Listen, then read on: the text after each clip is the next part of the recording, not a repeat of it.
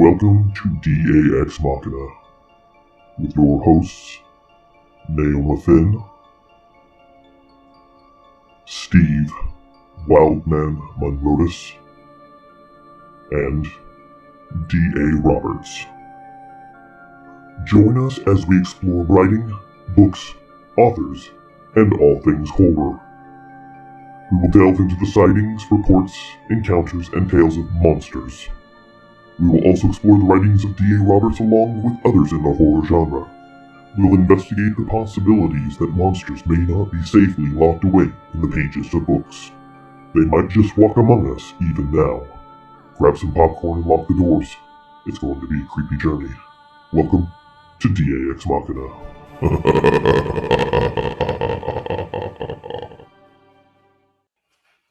Good evening, folks, and thank you for joining us on another edition of DAX Machina. Steve Wildman Munrotis is on vacation tonight, and he will be rejoining us next week. Filling in for him and co-host duties tonight is Josh Jones. You guys are all familiar with him.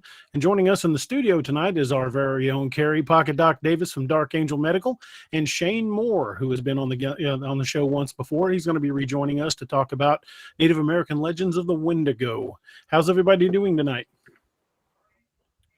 Doing okay. Doing all right. Getting a little crud, so forgive me if I'm hacking and snorting. As long as you're not snorting that salt rock next to you, you'll be okay. Hey, what I do in the business of my own home. That would probably be pretty painful, though. I say as long as it's not bath salts, we're probably all right. Yeah, no kidding. Then this will be a whole different program. It'd be you eating brains on live TV. Wyatt, I'm rolling. There you go. Doc, you're joining us from a hotel room in Daytona, Florida. That's pretty awesome. I don't know if Shane's back from his quick break real fast, but as soon as he's here, we'll jump right in on that. Doc, you've had some interesting Wendigo stories yourself, haven't you? Up in Colorado. Yeah, I apologize for the delay. Yeah, we have had some. Yeah, we've had some interesting stuff up in the woods, up in the mountains, for sure. Creepy story. I mean, there's so much lore going back. I mean, it goes back, generations, and it's one of the creepier stories when it comes to dealing with cryptids, and it always kind of freaked me out. Bonjour, Jig. I'm back. Hey, there he is. Shane, glad you're here tonight, man. Thank you for joining us. Yeah, one of these days I'll put my ugly photo up when I do these, and you'll have something to stare at other than the logo.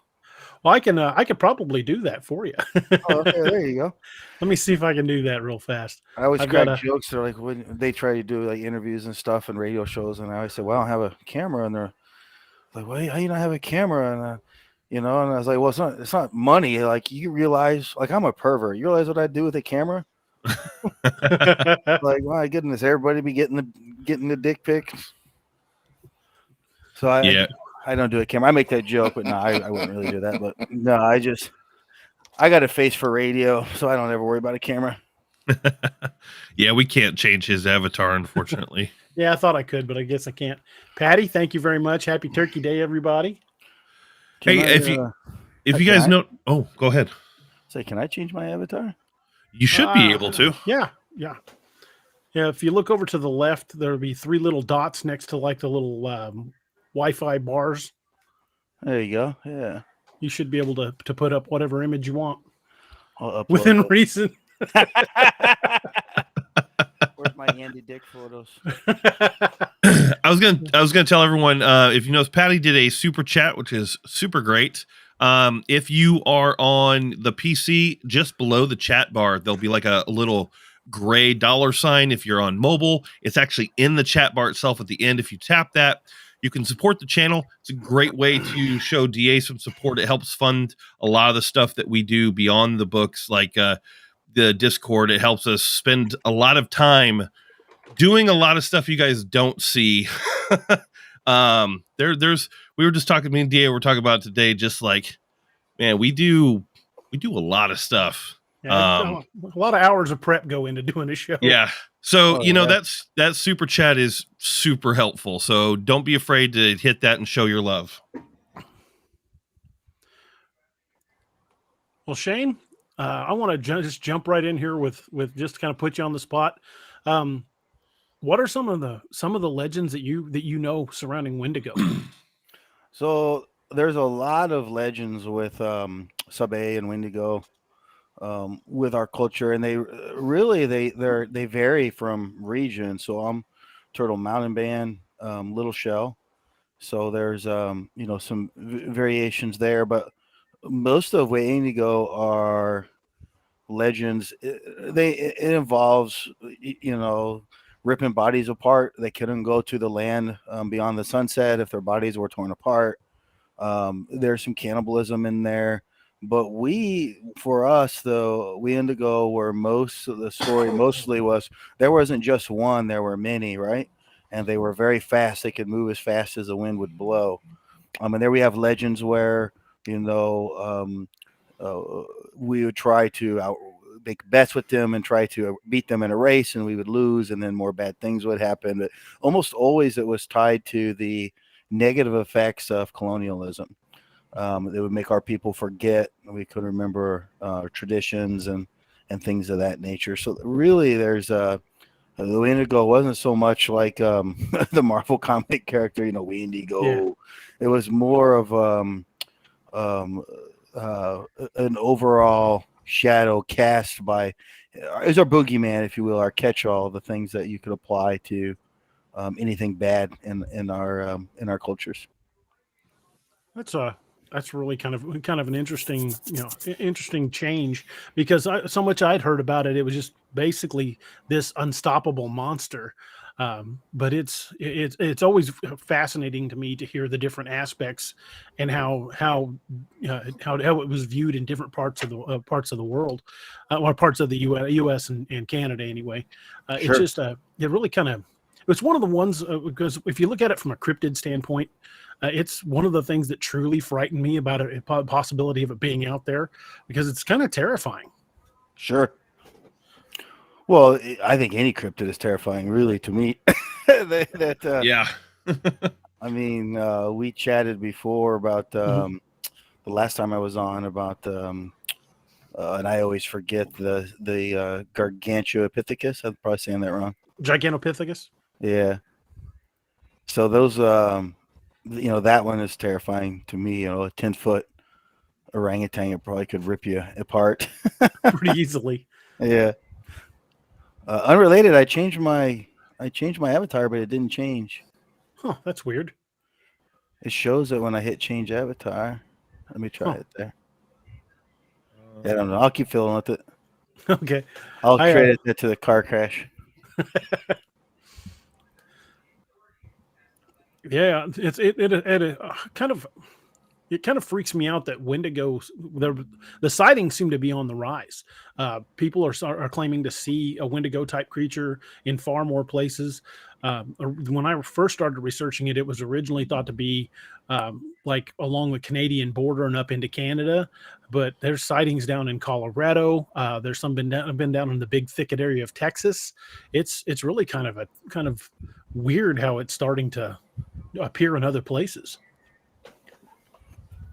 Oh yeah, hey, I got it at work. I got the photo. Hey, there it is. It's a little photo for whatever reason, but yeah, I was gonna tell you, it looked like it was picking up like OBS or something, and you probably just shut your camera off, I guess. Yeah, that's what I did. Yeah, yeah. OBS always runs. I was thinking about game streaming. I've got a 17,000 follower or 16,000 something on my like page on Facebook. So I thought about streaming just for shits and grins, but it's set up. I never did. I haven't done it yet. Well, if you want to do it, we can set it up where you can restream this. Oh, that'd be kind of neat. Yeah, we can give you the link anytime you're on the show, and it's just a different link, and you can attach your stream elements to it, and it just goes to your pages. Nice. It's one of the cool things about Restream.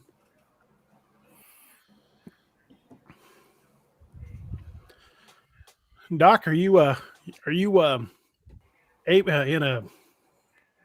in a point where you can answer questions, or are you kind of stuck?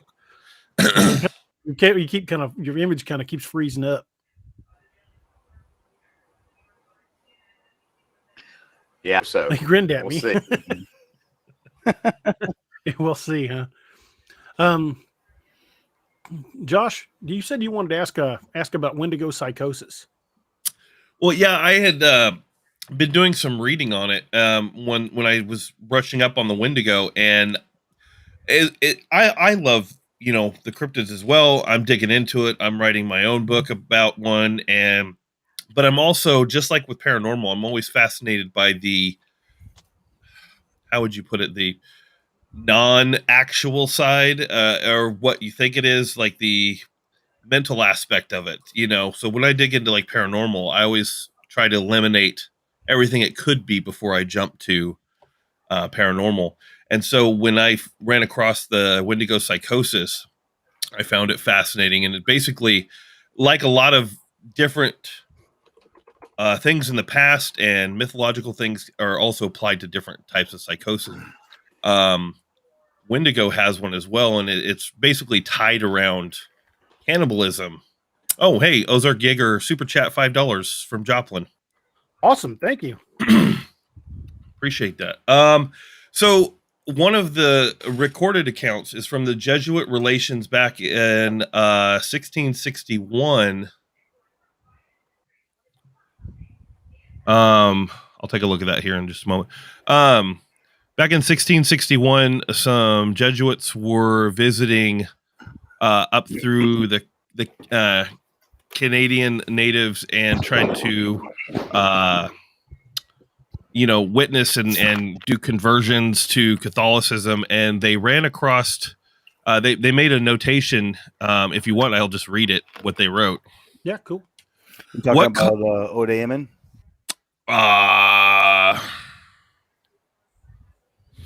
Does it mention Odaemin? Is it Ojibwe?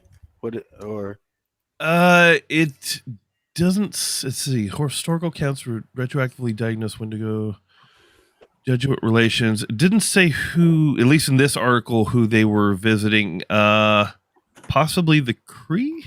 No, that was the Swift Runner story. Might have been the Ojibwe. Well, yeah. Odaemin is he's a kind of a Manado figure, a spirit figure. Mm-hmm. And he was the first one in our legends in regards to the Wendigo. And they're encountering. So I was just curious if it was that. Sorry, I want to go ahead. No, you're good. I want to make sure I wasn't missing anything. I think this was they were documenting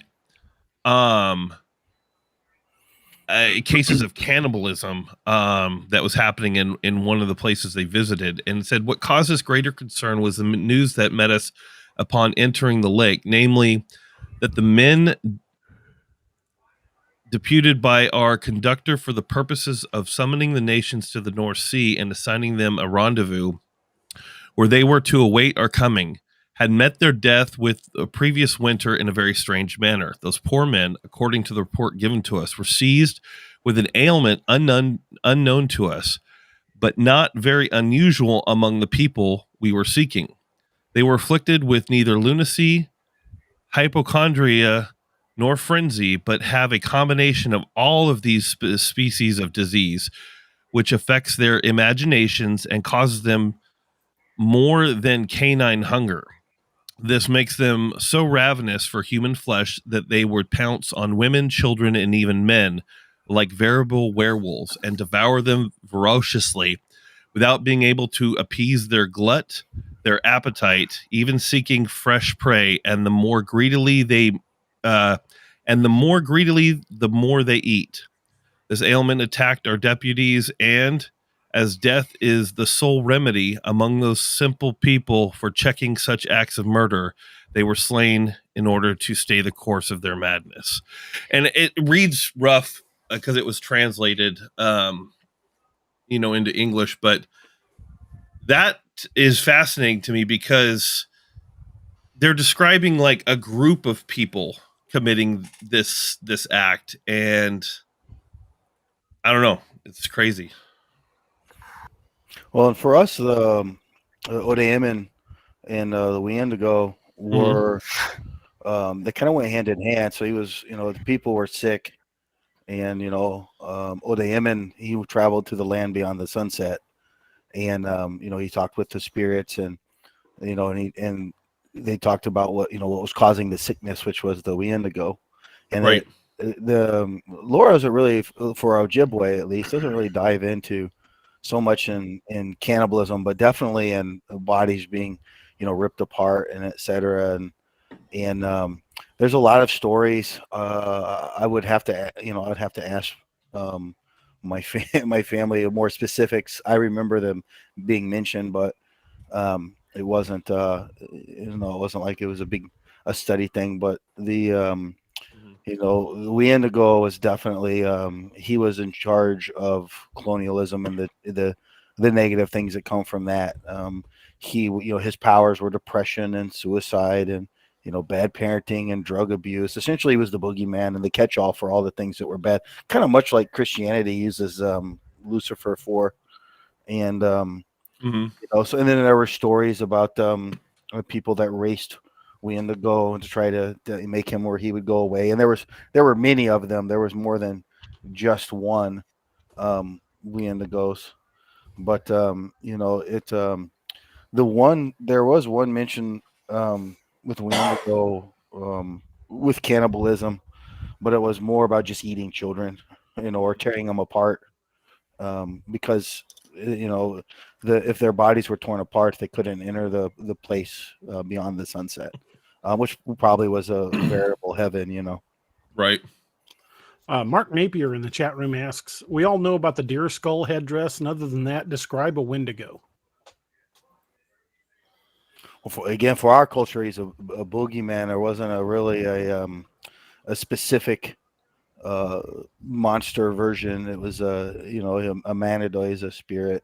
It just did a lot of bad things. Yeah, it was more like an overtaking of the person or a spirit itself, right? You're right. Not necessarily in a possession that like people would think, but like you would, the Wendigo would just make you sick, and your sickness it could be you forgot your traditions, you rebelled against your parents, you would dive into alcohol and drug use and things like that. And if I remember right, Nana Buju and Wendigo had some stories, but man, I don't remember those stories. Nana Buju is one of our spirit stories that kind of cover a great flood and the creation of North America after the flood. So Nana Buju is involved in a lot of stuff, but it's a fun story. Our stories are terrible in the sense of European stories, so to speak, because I remember last time I think I told you guys about how Mick the beaver got his tail. Yeah, I remember you were saying that the Eastern retelling of what they thought your stories were like it come out more interesting than what the actual stories were. Oh sure, yeah. Mick the beaver, he goes around and he brags about how fluffy his tail is, and the other animals are like, nah, we like our tails. And then he chopped a tree down and it fell on his tail, and that's why it's flat. There wasn't much of if it was European, it was it would be modified to, well, don't be a braggart because bad things can happen to you. You're going to lose the things that you like. And the other animals might have been jealous of his tail, but then now he was with them and he shouldn't have looked down on them. And that's just not really the story of how the beaver got his tail. Our seasonal story is better, really, I guess. That makes me wonder then, as you're telling how your culture looks at the Wendigo stories, and then we have all these other ones that if something similar happened where a lot of people heard the stories and it just kind of mutated and grew into something well beyond what it was intended to be. Well, and you'll have influence now. Now Sabay, we talk about one of our legends with Sabay, which is Bigfoot, is he taught us to write things down on birch bark. Sabay was not really a negative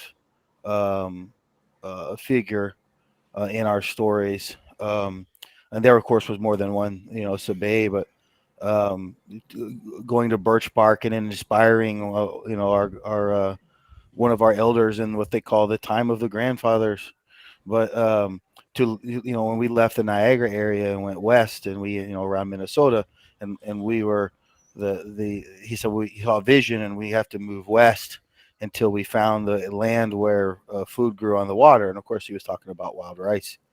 And of course, we didn't all just pack up and go. It was over a period of time. We left the Niagara area, and went to those. So the Sabay kind of goes, with those, that movements and stuff like that, and inspiring the elders in the time of the grandfathers. Gotcha. Interesting. Doc, up where you're from, how do they describe the Wendigo?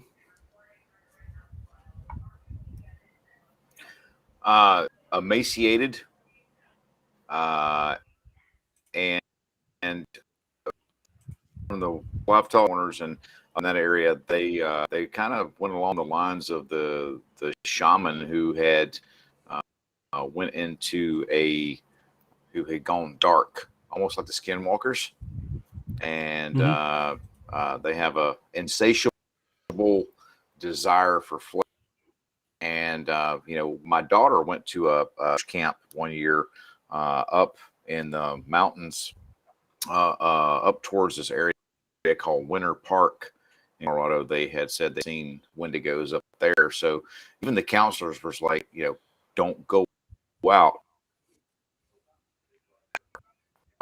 If you're staying, and if you're going to be, you stay knows where you are.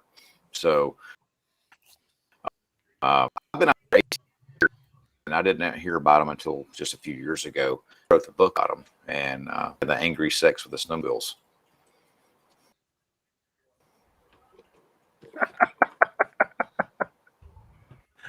And any of you that are unfamiliar with my books, that's a reference to a line from Codename Wild Hunt: Curse of the Wendigo.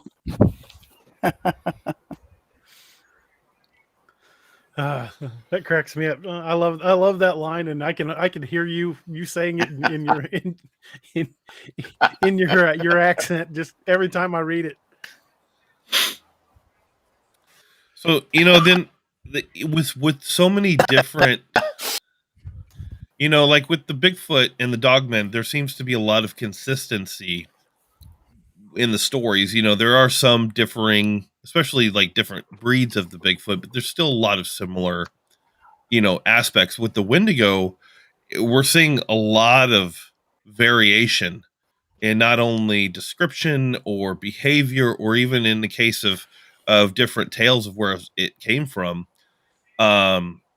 Makes you wonder if maybe it's something else that's being misidentified as a Wendigo. Maybe another type of cryptid, or even they talk about wildmen of just people living up, in the Appalachians or in the Rockies. There could just be groups of, now this terrifies me too, a wrong turn situation where you have groups of cannibals just living up in the mountains, that's just as scary as a cryptid. Hey, beef's expensive right now. The hills have eyes. Yeah, hills have eyes, wrong turn. Those movies are freaky, but it's possible because there's so much land up there. Well, it makes sense. I mean, if you're into cannibalism, you know what you give your neighbors for supper. If they're late, you give them the cold shoulder. So I mean, Papa Bear asks, he says, why are there so many pictures that have Wendigos with antlers? I always thought they were human. I've read some of the versions of this of the legend that state that they would use like an elk or a deer skull as a mask, and then other versions that say that they turn into that. Mm-hmm. So I don't know what 100% what the lore is, but I can kind of see an argument for both directions on that. Like possibly they killed and ate a deer and then made a mask out of the skull, or even an elk, or even possibility of such an absolute corruption of what they were that they became that. Because when they described them in human form, they talked about them as having no lips and chunks of flesh missing, where they'd eaten parts of their own flesh because of the ravenous hunger. Sean Buzzard says, reminds me of the movie Bone Tomahawk. Great movie. Mm-hmm. Creepy as hell. And then you introduce the Bigfoot version of the Wendigo as well, and then it even spreads things out even further. But then it's got me wondering, okay, so what if it is some sort of, either you could look at it either from a spiritual point of view as some sort of possession, or even a viral point of view, like the psychosis possibly being viral. What if the Bigfoot in that area are affected by the same thing some of the people are? That's possible. I mean, yeah, if they're that close to human, I don't see why they wouldn't be affected the same way humans would be. Shane, what do you think? Well, with maybe us like attributing it like a to chronic wasting.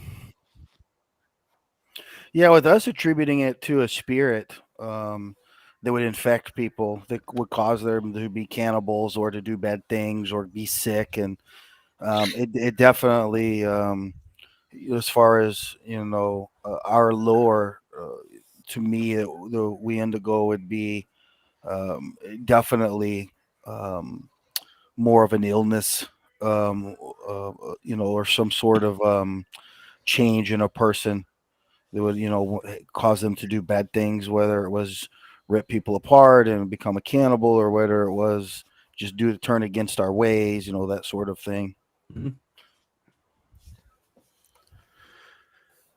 No, what were you saying, Carrie? You had a little bit of a delay there. He's got a few seconds lag on us. Yep.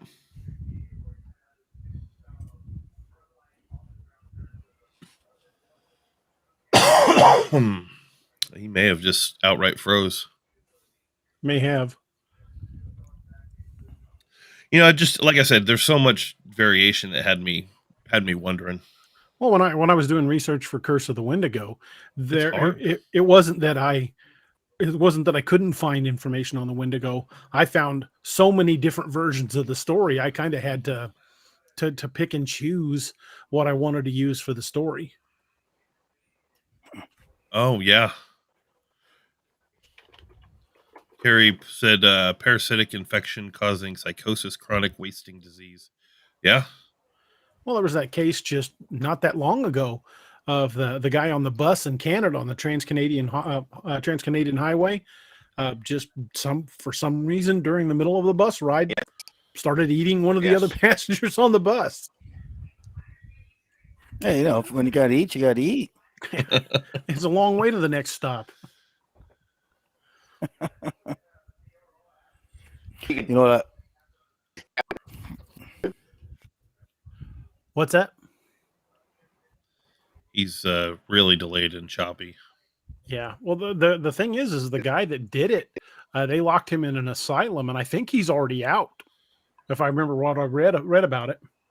That's he was nice. he was only in an asylum for like 8-9 years. Oh yeah, that doesn't being out doesn't sound like a good place for him. No.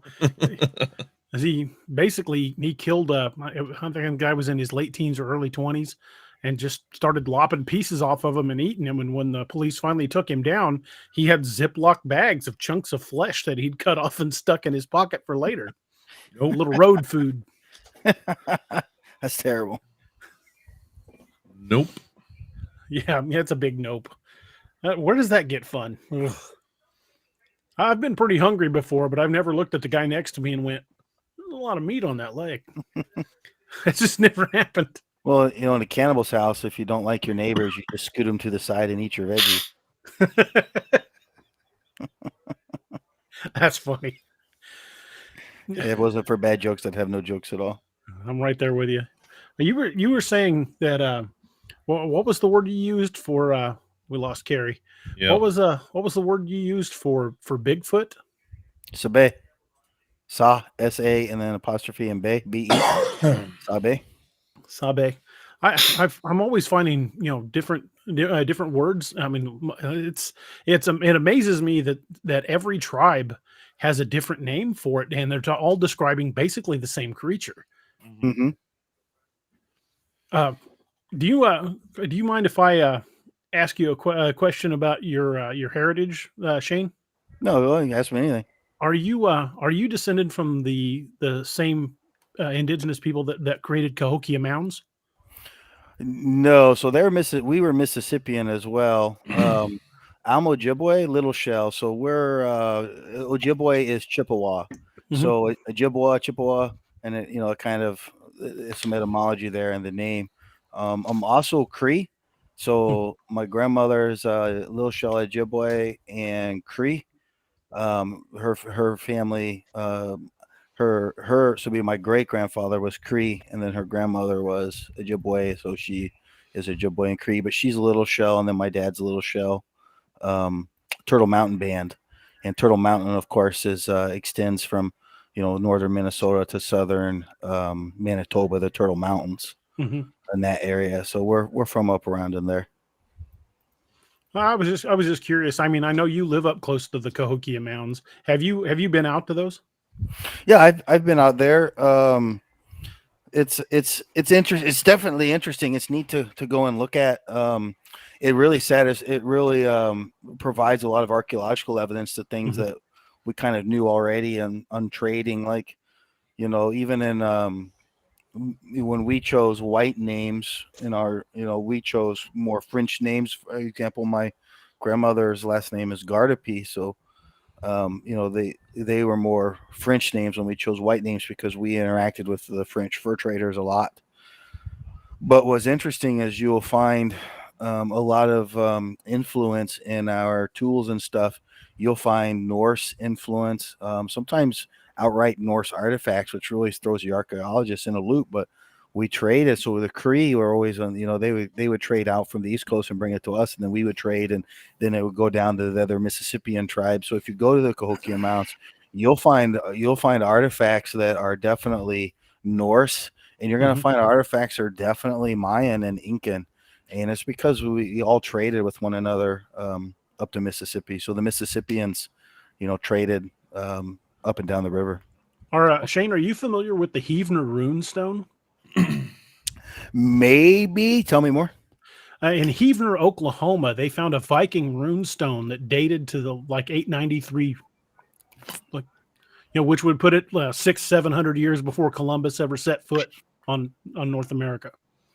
I'm not familiar with that specifically, but no, the Vikings were here. It's our tribal belief and my personal belief, supported with some archaeological evidence. The Vikings were definitely here. Actually, far before Columbus. They just came out with a thing, was it last month or the month before, where they basically just have confirmed it. Yeah, it's definitely. It was 1021 when they first arrived. Yeah, it's kind of well known to our cultures that the Vikings were here. I was reading somewhere, and I can't remember where it was. I'd have to go back, dig back through my books, but they were saying that the Lakota actually have a number of Viking words in their language, and they can trace some of the language back to Norway. I mean, it exists. The same words exist in both languages, which would indicate they had a familiarity long before what was known as known history. Well, that wouldn't surprise me at all. If you go to the Cahokia, they've uncovered lots of Norse artifacts and tools, and even influence in construction of the tools that we created. There is a lot of trading, and there's no way you can trade with the Vikings unless they came here, right? We were not the seafaring folk, so it's not like you could just hop on eBay. Yeah, we definitely were not the seafaring folk. We were my tribe especially, so we there's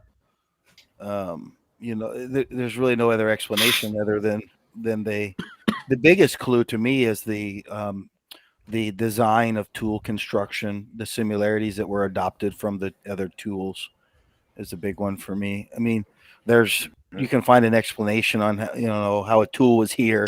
So, it's difficult to figure out how a tool is somewhere. I mean, you can carbon date and do those things, but it's just going to tell you how old the tool was, not when it was specifically placed. And even if you found it in a specific body of dirt or layer that was with other tools, that still doesn't necessarily mean that it was placed there. But when you see influences in the other tools that were created based off of design, okay, well now there's that's kind of your missing link to those sort of things. But yeah, it's not a mystery. It's believed by us.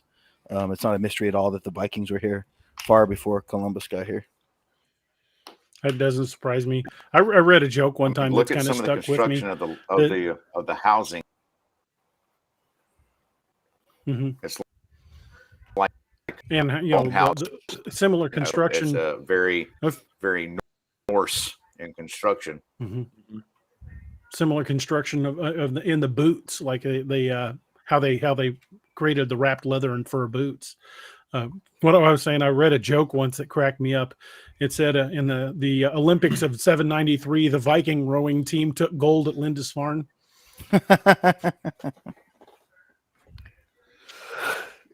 I know that the show, the Vikings, was not 100% historically accurate. It was very little historically accurate. Entertaining show, though. They have a spinoff now called Valhalla that's coming up that's going to explore Ericsson and his trip from Iceland through Greenland and down into America. Should be interesting. Oh, that does sound interesting. I've got on my mom's side, she's Dutch and German, and they've got a lot of they trace back to Scandinavian as well. So I really have a fascination with Norse history and Scandinavian history. I really like stuff about that. I find that the history of that very fascinating. In fact, in the one of the accounts, the diaries they found dating back to Vinland, the Vikings discussed what they referred to as Skraelings, which I used to think they were referring to the Native Americans, but they described them as huge and hair covered, and that was one of the reasons they abandoned Vinland. So I think they were describing more of an encounter with Bigfoot instead of natives. Yeah, it could be. I mean, I wouldn't want to run into that if I was carrying swords and bows. I'd be like, nope, that's a nope beast. I'm out of here. Yep. I don't even know that I'd want to mess with it if I had a shotgun. Well, and too, if we translate Sabe for Bigfoot, it's more a word for giant. Mm-hmm. So that definitely, if there was anything to scare the Vikings, I think that would be it. Oh yeah, definitely, because they were considered basically giants of their age. If anything that something would bigger dwarf and hairier them, than they that's are. pretty terrifying. Right, Gary? Which brings me back to Gigantopithecus. Definitely. Yeah, it just really all adds up. And I was talking, not to delve into climate change, but I was talking about if Canada warmed and the vast forests are there, it would be easier to explore and stuff. And we were talking that what kind of interesting things that were lost to time that you would find in that unexplored forest, or even in Russia too. Mm-hmm. I'd be interested to be able to go back up to where some of the old Hudson Bay Trading Company's outposts were, because those have been abandoned for 150 years. Yep. So Lord knows what it's like up there now. And it's funny that you mentioned that Sabe means giant. There's more and more stories coming out almost every day of giant skeletons that have been unearthed around the world, and every culture talks about giants, like a race of giants once lived among us. In fact, there's even one of the more interesting stories I've read was talking about the giant of Kandahar, that the special forces supposedly attacked and fought, and many of them were killed. And that story just keeps resurfacing. Well, in Christian lore too, you have the Nephilim. They were a big group of people. They were large. They were giants.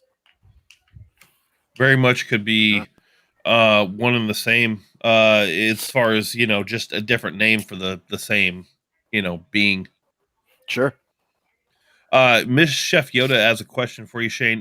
Do your ancestors come from the area of Pembina County in North Dakota? I guess is what that is. Pembina Little Shell. So, yes, it was. We have members that were the founding part of AIM. My specific family, no, but the Pembina Little Shell. If any of you are familiar with the American Indian movement, yeah, definitely. That's definitely all in the area. So yeah.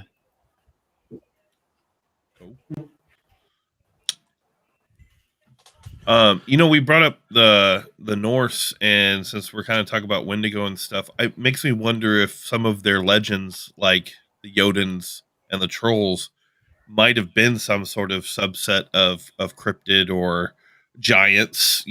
As we were discussing, um, could some of their like elves and dwarves be based on just mythology, but how much of it was actually stuff they were seeing through the lens of their culture? Well, and the Maori, of course, they have their dragon lore of the giant lizards, and I forgot the name of the super fauna that was a lizard that went extinct around 10,000 years ago that the Maori interacted with. And we look at the Benesse, the thunderbirds, the things like there. And one thing that we have, Ogike Danangwe, which is lizard, and you've got Ishkode is fire, but there's really not a word for dragon per se. You could say, Gichi Ishkode, Ogike Danangwe, which, great fire lizard, but we don't really have words for that. So it always makes me wonder that we really didn't interact with some of the super fauna that existed, as humanity emerged. Mm-hmm. But then, of course, other indigenous cultures did, such as the Maori. Yeah. There's a growing school of thought of people that have studied the epic poem Beowulf, and some of the descriptions in Beowulf. They believe that what they described as Grendel may have been a type of Bigfoot type creature, because the way they described it big and covered with hair, as opposed to the way it was depicted in the 13th Warrior, which were just people that were very primitive and covered themselves with bear furs and things like that. Sure. But I think it makes more sense because going back to to medieval England, they had legends of creatures they called the wood woes, and even today there's like the gray man of the mountains of the Scotland that are still being seen today, and they're described as very much like Bigfoot. Yep.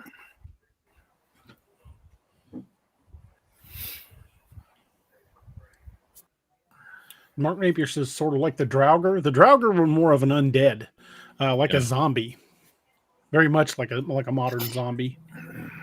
But even something like that, you try to look at it from the lens of the culture at the time, and then try to roll back some of the mythology around it. Maybe they weren't undead, maybe they were just tougher and stronger. So a kill shot that would have killed a human maybe didn't kill a Draugr. So you have to. I think what he's getting at is you got to look at some of these things from a different perspective and think, well, what could it have been? Well, I took that same approach, of quote unquote giants when I wrote my Ragnarok Rising saga. I didn't depict the giants as being 30, 40, and 50 foot tall. They were giants, but they were 7 and 8 feet tall. They're huge by our standards, but not storybook standards where, the giants were so massive that the best a warrior could do was hit him in the ankle, because it's just, no matter how powerful the warrior, it's not feasible that a guy that's 6 foot tall could just walk up and one shot a creature that's 30, 40 feet tall. They just get smushed into the dirt. So I kind of took the approach that the giants were just bigger. They weren't, mountain size. Right. And I think a lot of the stories, even from Norse mythology, giants weren't technically giants anyway. I think you were on the right track. A lot of what I've read, they were just larger, bulkier, just a different subset similar to humans. You're not wrong. Carrie's sending in by text because his internet signal's not working well. He says, "Look at the average height of folks back then; they were shorter than me." Yeah, average height has gone up considerably in the last 200 years. Even in the last 100 years, our skulls have changed. Mm-hmm. They've narrowed and gotten tall. It was one of the things. And when I was in detective school, if you find somebody calls in old bones, way to, try to determine if you just didn't come across an old grave, or, so some of the things to look at. In fact, I think every race skull got longer and taller. I'm hip shooting here because detective school was long ago. But I want to say black females were the only demographic where the skulls didn't change that much. But I think everyone else has changed. They got taller, bigger heads, taller and longer. Which probably is a product of cesarean sections, honestly. If you developed too big of a head in the womb, or too, you died. The mom died, you died, everybody died. Makes sense. Femur length changed as well. Yep. The average height back then, I just put arbitrarily, like the 1500s, was about 5 to 5.5 feet. See, I was born in the wrong time period. I could have been considered really tall at 5'9". And now we're looking at 5.5 to 6 feet as being the more average. And then you get guys like Shaq. Yeah, and not even agromyalgic or anything. He's just a big 7 foot plus dude. He's a massive fella. They can move around. Well, my buddy Peter Mayhew, he was 7'4". It is, in his prime. I think he was 7'2", and he passed. Like, that's of course Peter had the tumor on his pituitary, but like, he wasn't agromyalgia. He's just a big dude, Yeah. And so yeah, there's definitely some big fellas. My wife always says, "Oh, the challenges you would have if you were that tall." She goes, "Why would you want to be that tall?" I was like, "To be that tall." Well, no other reason. Like, oh no, I love it when I go like caving or something and I hit my head on the ceiling. Of course, you got a helmet on when you spelunk, but I'm like, yeah, I'm tall in this cave. I'm hitting my head. Well, look at that guy from Game of Thrones, the Mountain. That guy's a monster. Oh, for sure. I just read an article about that show the other day that they had a custom sword made for him for the show, and he was literally the only person on set that could carry it. What is he, like 6'10"? I don't know how tall he is. He's just massive, though. Oh yeah, he's leaned up. He's gonna do some fighting. I don't know if it's boxing or UFC, but he's dropped like 100 pounds. He's leaned up real good. I don't even know when that. I'm sure they'll be advertising it here coming up. Someone showed me a photo. I was like, wow. Wish I could lean up. I'm chubby. Same here. Carrie says, so how big was Goliath when he fought David? Shaq sized? Definitely a giant to folks who were 5 foot tall. Oh, yeah. Yeah, I would agree with that. What's interesting when you look at it, I Googled it to see, with the different, it varies anywhere from 7 to 10 feet, depending on the translation. But again, even if he was, say, 7 foot tall, if they were 5.5 feet, even just an extra 2 feet is going to make him appear to be a giant. Well, I'm 5'9", right? And I'm a really wide, muscular guy. Yeah, could be a good fishing story too. I look massive to somebody that's 5'5", and that's what, 4 inches, and just add. So if you had a guy that's even near 7 foot and muscular like Shaq, just the muscular size and then the height combined, like just hold it's very imposing. That would be, and then you're supposed to fight this thing, or that could be terrifying. Doc, you're 5'1", 5'6". Aurelia Calahoo says 5'6". 5'6". Aurelia Calahoo says, if I were 7 feet, I would have an awesome BMI. Right. That's my problem. I'm not overweight. I'm under tall. Yeah. Hey, I am down. I'm vertically challenged. They're going to file a lawsuit against the state of Missouri for building the ground too close to my ass. Yeah. I feel that. I feel that in my soul. I'm right there with you, man. Mark Napier says, if I were I'm 6'6", 5'10", I'd be growing up perfect. tall ain't as cool as you would think.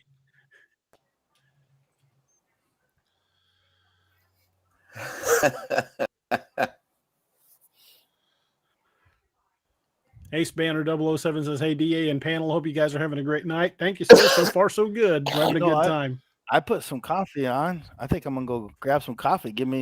I got to move slow because I blew out my groin squatting. You all right? Yesterday. Well, I'm doing these. I never did powerlifting before, and I did my first meet. I actually set the bench press for reps record. I did my body weight 25 times. I just found out today. I got an email. They weren't sure what the record was because no one gets into the 20s, and I did 25. And I got my little trophy and everything. I thought it was pretty good for a first time ever doing them things. And nice. That's awesome, dude. They had to send it off to the board or whatever. They have to send video and the judges, make sure there were the judges, make sure all the judges were updated on their certifications and blah, blah, blah. But I just got the email that, I am the Illinois Southern something Powerlifting Federation's state record holder for bench pressure body weight for reps. And it was awesome, terrible. Dude. I would have did way better in that too, because I never did one before. And the guy told me, because I weighed 230, he said, well, the bench press for reps is you bench press 230.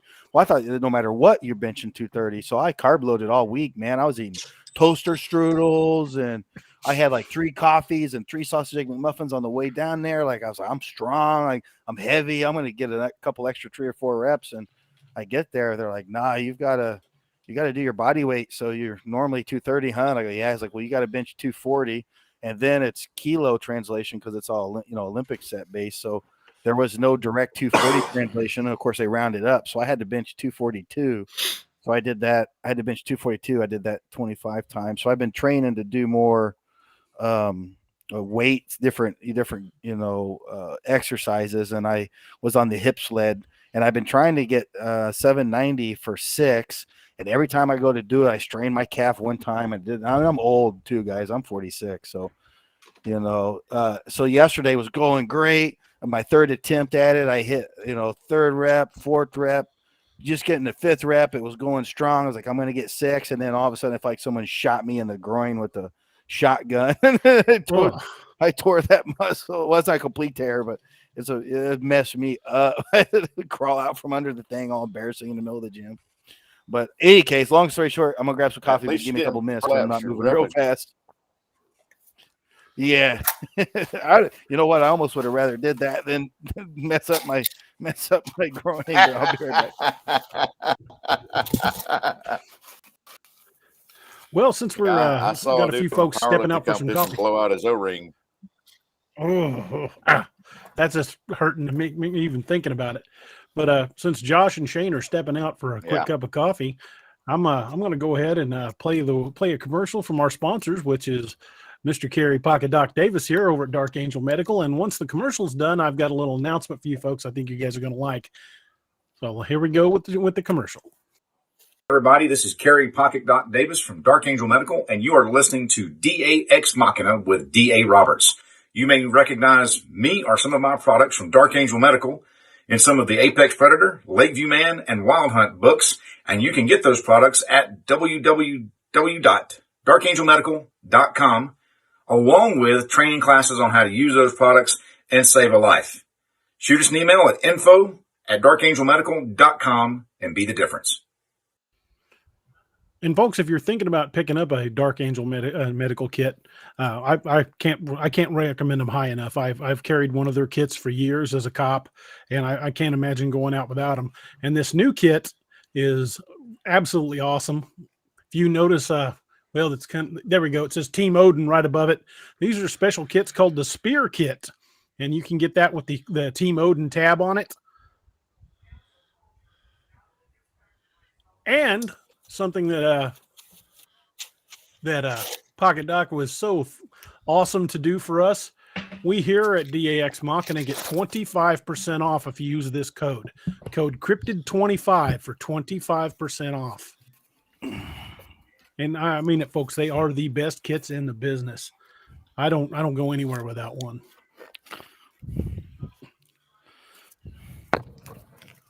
Me either. Well, I wouldn't expect you to. Bonjour. Shane, you back? Bonjour, Nini Jewug. I am back, my friends. Good DA. Awesome. Appreciate you, brother. No problem, brother. Anytime. What do we got going on here? Well, I don't know if you're familiar, but Carrie here owns Dark Angel Medical, and they make everything from first aid kits to trauma kits. And I carried one of their trauma kits on my duty belt for a decade as a cop. Yeah, And, I remember you talking about that on the last show. Yeah, they're great kits, and he's been kind enough to give us a 25% off code for viewers of the show. Where was he at when I was blowing out my groin Thursday? They're like, "You want us to call you an ambulance?" I'm like, "What are they gonna do? Are they gonna rub it out for me? Like, just let me lay here on the floor and give me about 10 minutes to get right. I'll get up." I'm like, Dark Angel needs to make like a support hammock, like a jock strap or something. Yeah, I was like, what are they gonna do? Like, did you ever had anyone ever get hurt in the gym? A banana hammock tourniquet. I was like, unbelievable. Let's not. No tourniquets down there. Yeah, I want it tight. Hey, we can't tourniquet the tank. Yeah, but we can try, damn it. Oh, that's right. Well, since we're mentioning stuff here real quick, I'm going to go ahead and bring it up again. I brought it at the beginning of the show. If you feel like supporting the channel, there's a lot of different ways you can do it. There's Patreon over at patreon.com/DRobertsAuthor, or just right here on YouTube, you can hit that super chat button and just send a sticker or get a highlighted comment if you really want your comment to stand out. And make it easier for us to grab onto. And it also goes into supporting a lot of the other stuff that we do, and a lot of projects that we have kind of in the pipeline would definitely benefit from your guys' support. So somewhere either in the chat bar or just below it on YouTube, you'll see a $sign. You can go ahead and show your love that way. And then I have a small personal announcement. What's that? I got engaged at Disney World a couple days ago. Yes, you did. You sent me the pictures. That's awesome. Congratulations, you man. got engaged at Disney World or to Disney World? At Disney World. Yeah, because I was going to say, I'm not sure which one's going to be more expensive, but it's kind of 6 in 1 right now. Well, congratulations on the engagement. Thank you. Also, my condolences. Yeah, well, I got a pretty decent one. Mark, I'm sure we'll get back on the Wendigo train here shortly. We all tend to we slalom through the topic a lot of the times. We'll hit it, curve out, come back, hit it, curve out. It's just we'll get there. Yeah, that's probably my bad too. I'm real great at steering the bus off course. We can find that well enough on our own. Yeah, yeah. If we stay on topic for a whole show, we need some sort of award. Yeah, I don't think it's happened yet. We've come close a few times, but I don't think we've ever made it. Thank you guys for everyone in the chat. Appreciate it. Shane, you said something interesting. I want to kind of jump back on. You mentioned that that in your culture, Sabe is the one that taught your people to write.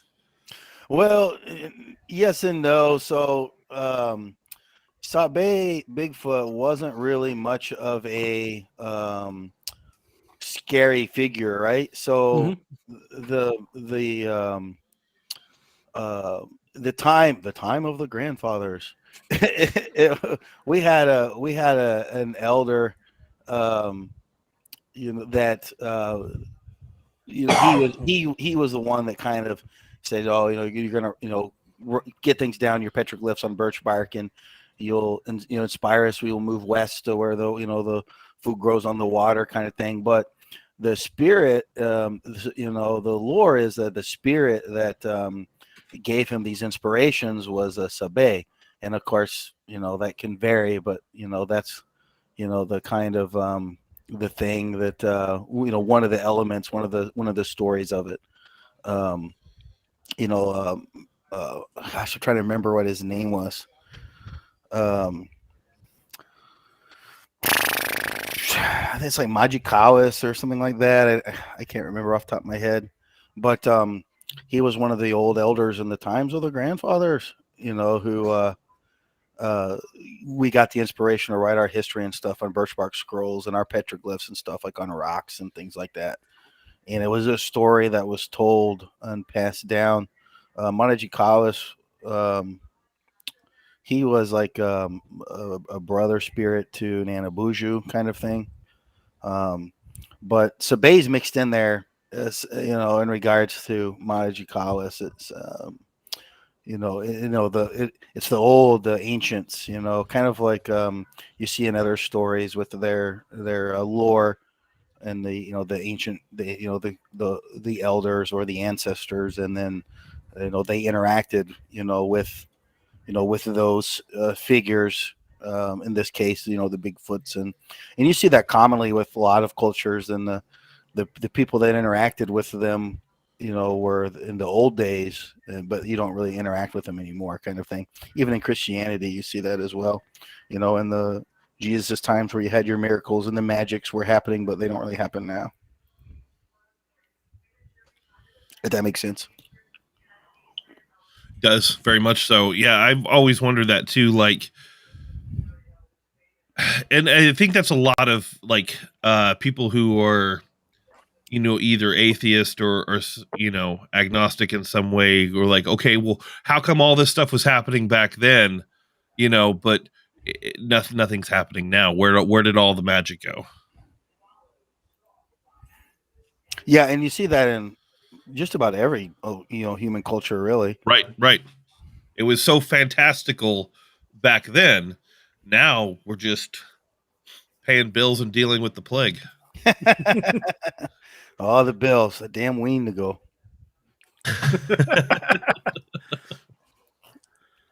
No, even as recent as the boarding schools. I mean, even that was blamed on Wendigo. Even the boarding schools that we dealt with, like when the Indian Child Welfare Act was passed, I was 3. I was already born. That's one of the reasons I don't know my birth name, and my dad didn't have any rights to me, and I was adopted away, and my mom adopted me away from him to her new husband. And I mean, that was in the 70s, so I mean, like the blaming of Wendigo for bad things really is it's not even the ancient, really. It's still fairly common. Like I'm a living artifact of that era that really wasn't that long ago. Like the 70s wasn't that long ago. Yeah, or maybe it is. I'm getting old. Maybe it is. It wasn't now, but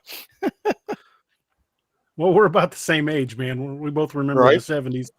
Sometimes fondly, sometimes not so much, but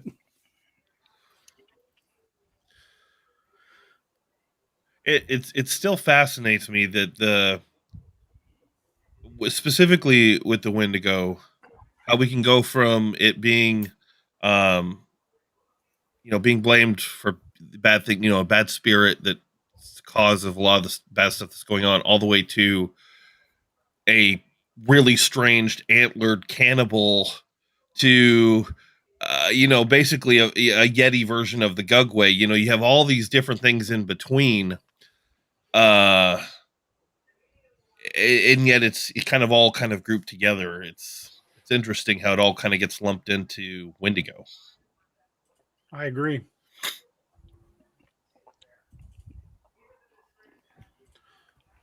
Shane, I had a question for you. Oh. I know you were saying that in your culture you guys saw Sabe as more of a teacher, but what about you think about the stories about, like, from up in Alaska where people have gone missing or attacks have happened and it's been blamed on that? Alaska is dangerous. Like, you go up there, it's crazy land. Like everything, Alaska is like a cold Australia. Everything eats you up there. Like, I just look, I got nothing. Like I would not go. Like, no. Well, that's why they give you money when you go there. They're like, you just go ahead and have it because you're not going to leave. You're just going to die. This is your yearly allowance for ammo. Yeah, like, holy cow. Like, Alaska's crazy. Like, it's really pretty, but that's just cold Australia. Like, that's just bad news up there. Like, Well, even the missing 411 series, they talk about disappearances in national parks down here in the lower 48, and some of them just defy logic. It's not a known predator. These people are vanishing without a trace, and tracking dogs refuse to follow the scent because they're scared. They don't know what it is. And some of them, if you read a lot of the missing 411 accounts or watch some of the videos, they never out and out say it's a cryptid, but you can kind of read between the lines that that's what they think it is. And I very much believe that there are dangerous cryptids out there hunting people, specifically some types of Bigfoot and Dogman. yeah, I don't go to any of those places if I'm not significantly armed. I've seen enough movies that you can't put a price on peace of mind. And I don't care if it's some crazy hillbilly with a banjo or a cryptid or some new, it doesn't matter. Like, nope, I'm taking my rifle. That's just how it is. I'm right there with you. I don't check my mail anymore without a firearm. I don't even like to go in the inner cities without a firearm, let alone in the woods where the monsters are at. Like, just nope, that's just not for me. Yeah, maybe I'm just too cautious. Yeah. Well, I don't blame you. No one ever died of being overcautious. Yeah, that's true. We should do that. We should make a horror movie where all the people who are smart, they die. Like, maybe we shouldn't run into that garage with chainsaws and they're like, no, that'll be safe. And they run in there and they are safe. And the guy that stood out he goes to the safe room and the monster's in there and kills him. And everybody that made bad choices, we just have them live at the end. I always said that all the Scooby-Doo cartoons would have been totally different if Fred carried a firearm. Yeah. Wow. If Fred had a CCW, those cartoons would be a lot shorter. Yeah, they would. I would have gotten away from it if it wasn't for you. Oh, yeah, shit. When Angie and I went, When Angie and I went to Alaska, I carried my 10 millimeter 45-70 lever action, and with slugs and a 4 Magnum. Yeah, I don't blame you. And you probably were a little lightly armed. Yeah. You might have wanted something a little heavier than that. Well, and the other thing too, guys, I think a lot of people, that's not man portable. I think, well, that's why I'm lifting real hard. I'm gonna put that thing on my back. Let's go. Okay. Gonna have a big cannon on his arm like Megatron. Yeah. Oh shoot. That's one thing that people forget though is, in the 15 and 1600s when North America was being colonized by Europeans, they still were fairly civilized in regards to technology compared to our tribes, and the ideas and stories of like Winnebago being a sickness and stuff, or an illness, or just bad luck, or a boogeyman. I mean, you got to figure in the 1500s there was around 12 million of us amongst all the nations, all the tribes, and then by like within 20 years, like almost all of us are dead from disease. Like, so some people think around 9 million to 10 million, and 80% were dead in a short amount of time. That's probably never happened in the history of our people. So, you apply that lore, to then, what else would you describe it as? We didn't have access to a lot of the technology and even medical understanding.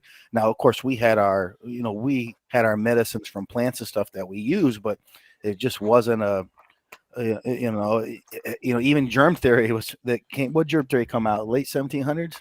Mm-hmm. So, so it would make sense that we would apply that sickness to, a Wendigo. I don't know. It just makes sense to me. Current history would be a lot different if every time Europeans put a colony, it vanished like Roanoke. Yeah, there's another example. Yeah, they still don't know what happened at Roanoke.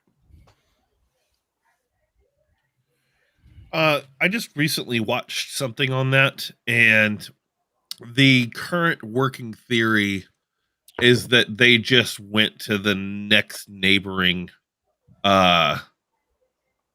village community. Yeah, because there was an actual community called what the hell was the name? The sign Croatoa.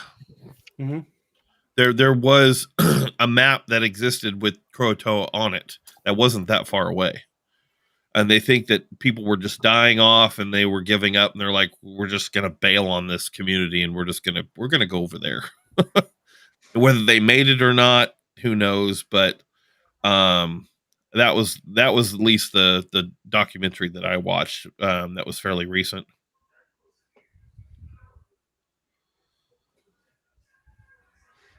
Really, it's got a point.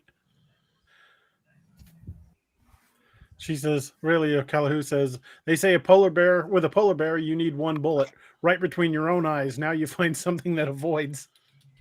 And Mark Napier says you're a lot safer in Eastern Kentucky than Chicago. Aurelia is Cree. Her family is Cree. She's one of the Canucks up there in Canada. So she could tell you some Cree stories. They probably aren't too much different than ours. Ojibwa and Cree, we're kind of cousins. Our tribes, kind of close to each other and often mingled.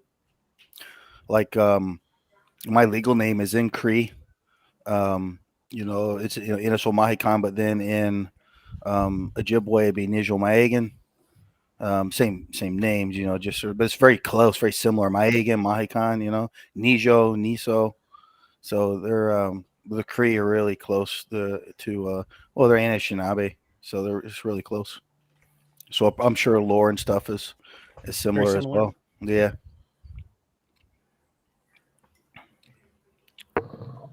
I was gonna say something about the Wendigo and I forgot. Oh, there's a movie that just came out, produced by Guillermo del Toro, called Antlers. That's based on a Wendigo. Oh, I want to see that. I didn't know it was yeah, he makes some cool shit. Yes, he does. Was he involved with Reservation Dogs? I know Harlow was, but I didn't know if the Toro was as well. Reservation Dogs? I have not seen that show. Is it what's it on, Netflix or something? I think it's Hulu. Hulu? Might have to check that out.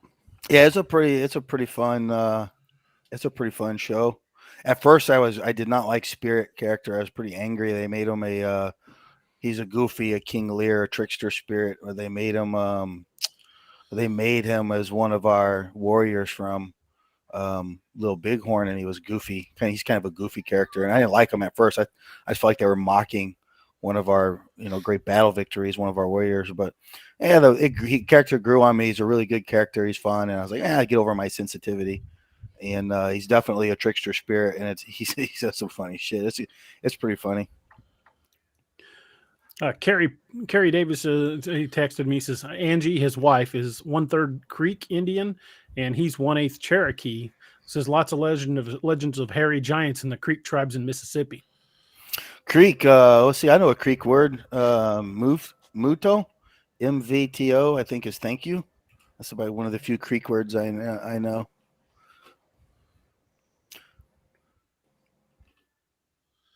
Yeah, we call them the redneck Indians down in Mississippi. That's what my father, and he is half Creek. Yeah, one of my friends, she's Creek, Robin Stunts, and she speaks Creek, and I like listening to her speak, but Ojibwe is very native, and Creek is very it reminds me of Klingon. Like, it's a powerful language. I really like it. She says it's not beautiful or flowing. I disagree. I think it's powerful and badass. Yeah, it's that's very awesome. guttural.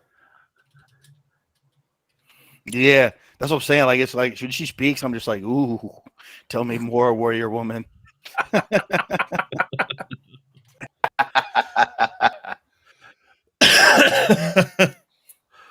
Well, folks, She's if a you guys hottie, are in the too. chat room tonight, make sure you guys are chatting. Here's in about 5 minutes, we're going to do a giveaway of a $5 Amazon gift card. Coincidentally, it's good for the $4.99 downloads of certain Kindle books if you're interested. Shane has a number of books out as well, so you should check out his books. The Apocalypse of Enoch. And what are some of the other series, Shane? Oh, good golly. I've got the Abyss Walker series that was turned into, that's a whole world setting. There are several series there. That got turned into a tabletop game by Troller Games. I've done Apocalypse of Enoch is my favorite series. It's the most popular. It's just it's a zombie apocalypse with a lot of effort put into the virus and how it functions and affects the human body, mixed in with some religious lore to give it the extra creepy feel. With the majority of the zombies at the apocalypse are children, and they run around in groups giggling and eat untied tennis shoes and eating people. It's great. That's not terrifying at all. Oh, it's great. The giggling zombie. My favorite scene because all the kids they collapse. Everybody, you have this mass casualty of everyone collapsing, and every kid age 12 and under collapse, and so their hospitals are full. So I start putting them in church, and they're just unconscious, right? So they're getting these little red lesions on their body, and they're starting to sweat a lot. Or their temperature, they all have temperatures, and so I put all these kids in schools and churches and stuff, and they've got this one nurse in the school, and one of the kids wakes up, and of course his body temperature is so high it's fried his brain, and he bites her on the arm, takes a big chew with his little baby teeth, like a little 6-year-old kid, and takes a chunk out of her arm, and it's off. It's in the summer, so all the school desks are propped up, in the corner in the chairs, and she tries to get away, and she crawls up on the desk and falls down below, and then all the other kids start waking up, and she can see them through the rows of the chairs and the desks. See their little feet walking around, and one of them stops and faces her, and then he crouches down real quick and puts his hands on his knees like a little kid would, and his shoes are untied, and he's all sweaty, and he just smiles with his yellow eyes, and he crawls under the table and starts eating her. It was so much fun to write. Nope, I'm good.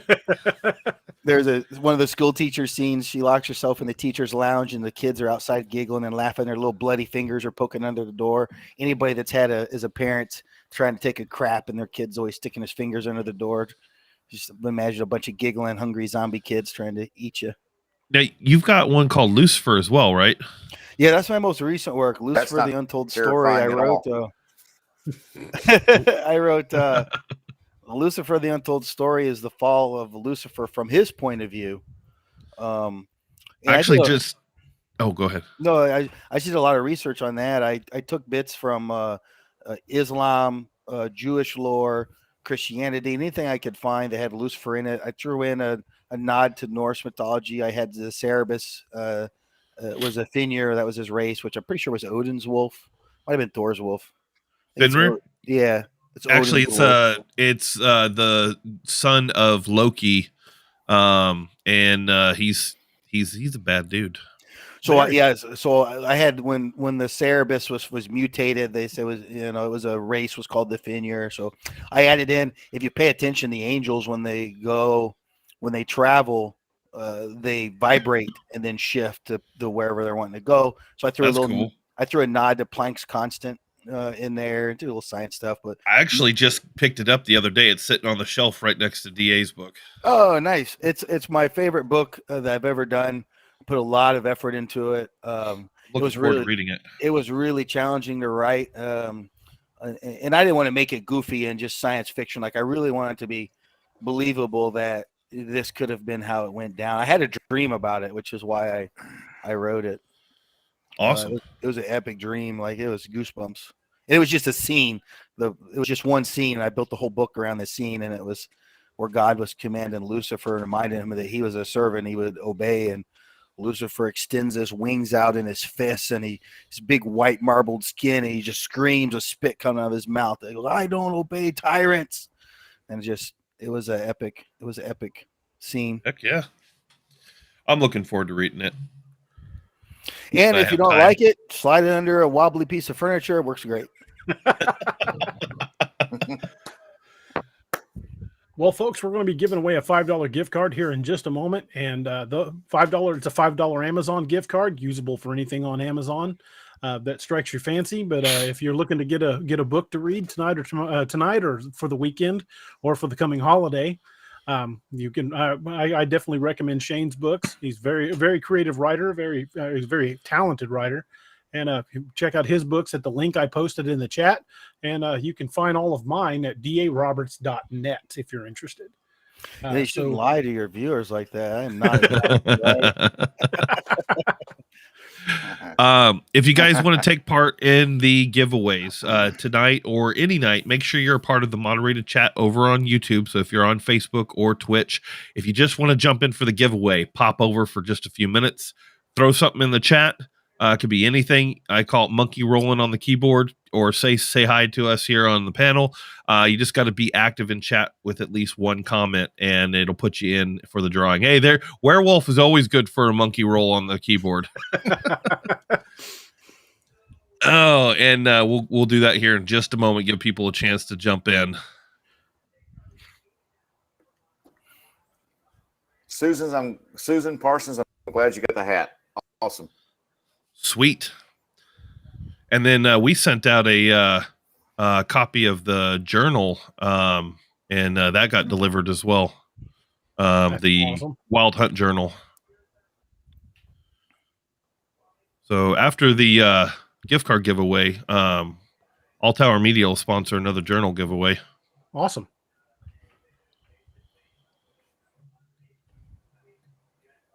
Northwoods always anytime he talks about his divorce, I get a kick out of it. Yeah, whatever cryptid we're talking about, it's nowhere near as bad as his ex. I concur. Well, I don't know your ex, but she must be related to mine. On that one, 100%. Well, if everybody's had a chance to chime in, let's go ahead and roll this puppy. All right, we got 12 people out of everyone in the chat room. So okay, give it another minute. There's only 12 of you entered in the drawing. Everybody just make some sort of random comment. You can just keep lurking afterwards. Yeah, you can go back to lurking, but I'd like as many people as possible to have a chance to win that $5 gift card.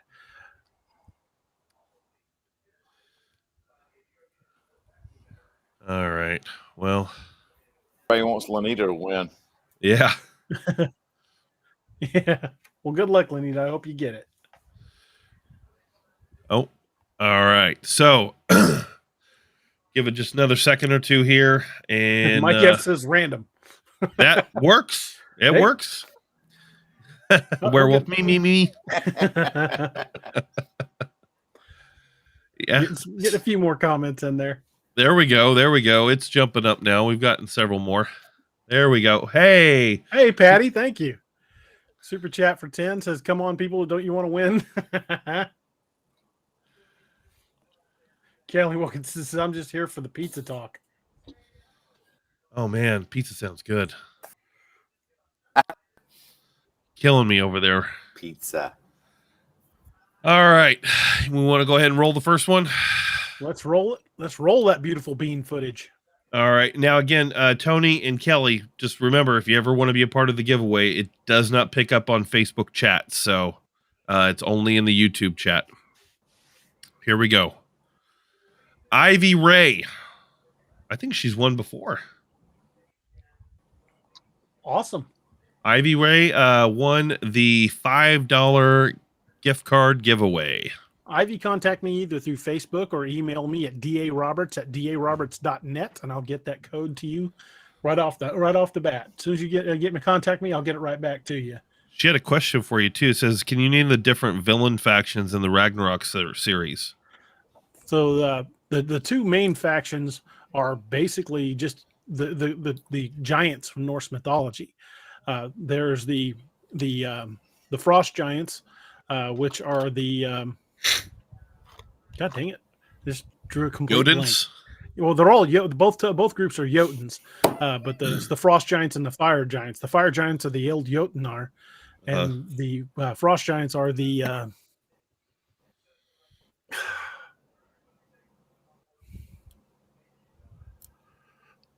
drawn a complete blank. God dang it! It's been 10 years since I wrote those. Josh, what are the ice giants in Norse mythology called? Just Jotun. There's a specific name though. Hold on. Let me see if there's a more detailed name on Hothkin.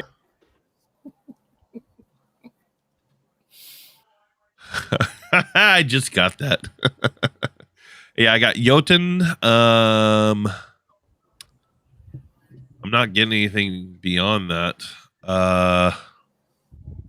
Jotunars. They're from Jotunheim.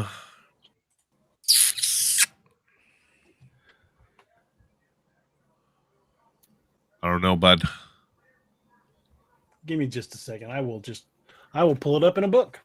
Give me a minute. While you're looking that up, I will go ahead and run the giveaway for the Team Odin Wild Hunt notebook. Go ahead and roll it again. Hooter Transport.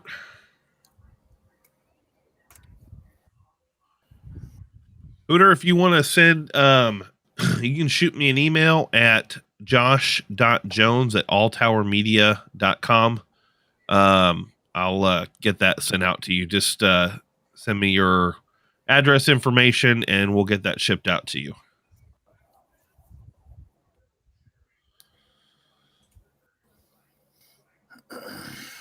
We got any more, or is that what we got? Give me just a second.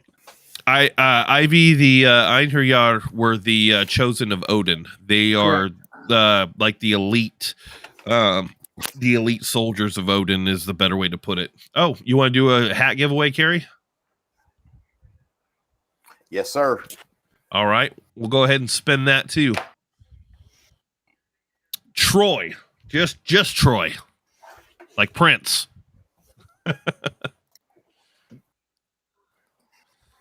Troy, right. Troy, shoot me an email. Put this up in the private chat. Shoot me an email address.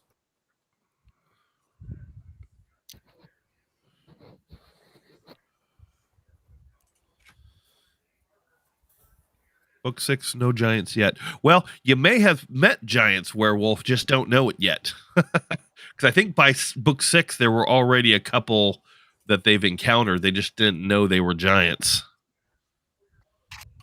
If that sounds about right, DA. He's deep in it. Yeah, I'm bound determined to find that. Driving me crazy now.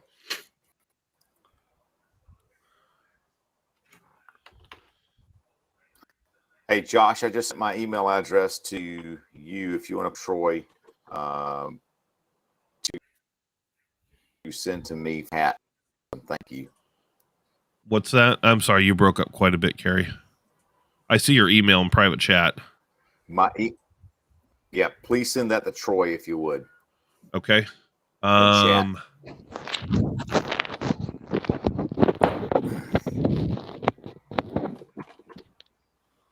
Just I can't send it to him directly, unfortunately. I can either spam it in chat or have him email me, and then I can roundabout send it to him.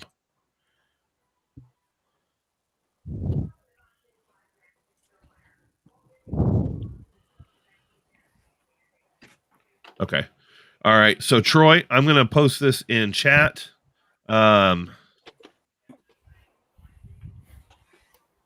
Go ahead and shoot Carrie an email, and he'll get that hat out to you.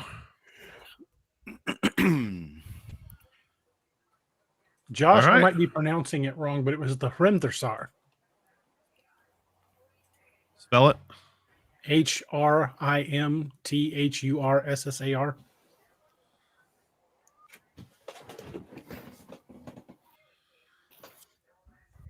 Yeah, I'm not finding that, but I also lost half of those letters. When you were telling me, I just started hearing alphabet. I got HR. Can I buy a vowel, right? please? I got HR and then SSR, and there were some T's and some I's in there somewhere. Well, I closed out of the file like an idiot, so I have to That's go all back. right.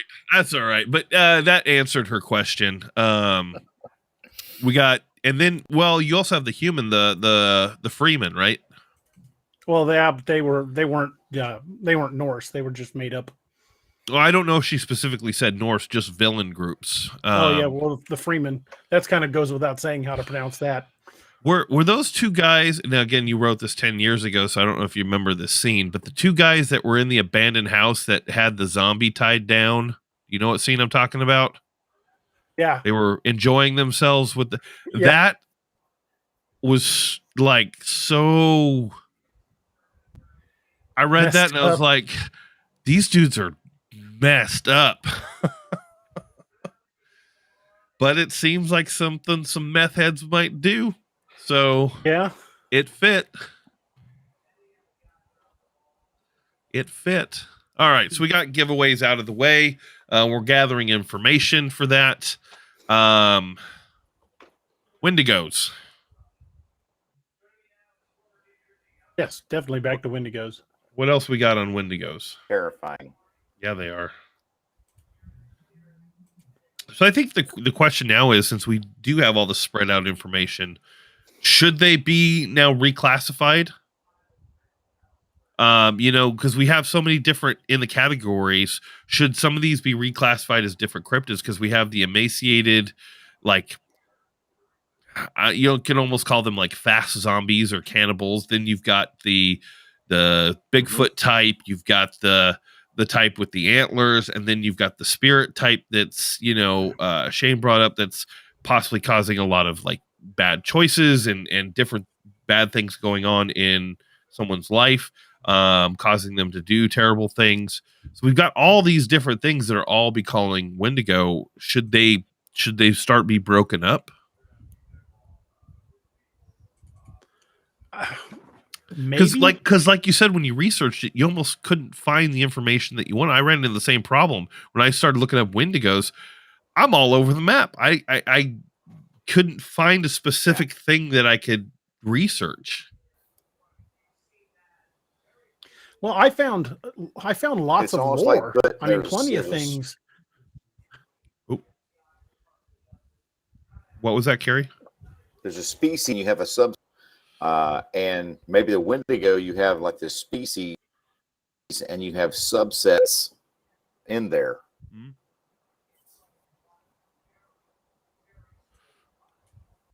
What were you saying, DA? I think when I was doing the research for Curse of the Wendigo, it wasn't that I couldn't find information. I just found a glut of conflicting information. There was probably 20 different ways to kill one. There was numerous different descriptions. There were it was like there was so much different lore. It was hard to find exactly what I needed for the book. With our culture and teachings, though, since we defeated Chingwen defeated the Wendigo in the race and then killed them all in the area, and they fled north, right? To the North Woods, far into the north.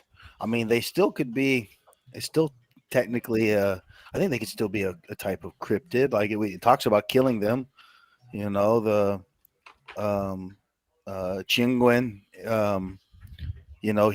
he was the final one to race the Wendigo and then won, and then killed a bunch of them, and then the remaining Wendigos fled north. So I mean, it just I don't know, that still kind of fits, like that still could be, with a lot of metaphoric value and blame for famine and stuff placed on them. It still could be, they could be talking about a physical being. I mean, it has to be, he killed it, right? Yeah. Right. Northwoods, this is the best way to kill a Wendigo, is with an A-10 or a B-52 strike. And Nick Valente. Hey, Nick. Thanks for being here, buddy. Or he could send his ex too. Yeah. Such a soul right out of it. See, I think his ex-wife might have been the Wendigo. Nick Valente says to kill a Wendigo, you'd need a fire. A giant blowtorch would be good. A lot of Ishkode. Chi Ishkode. Big fire. I'd get dragon's breath rounds for my shotgun because I don't care how powerful you are. Nothing enjoys getting set on fire.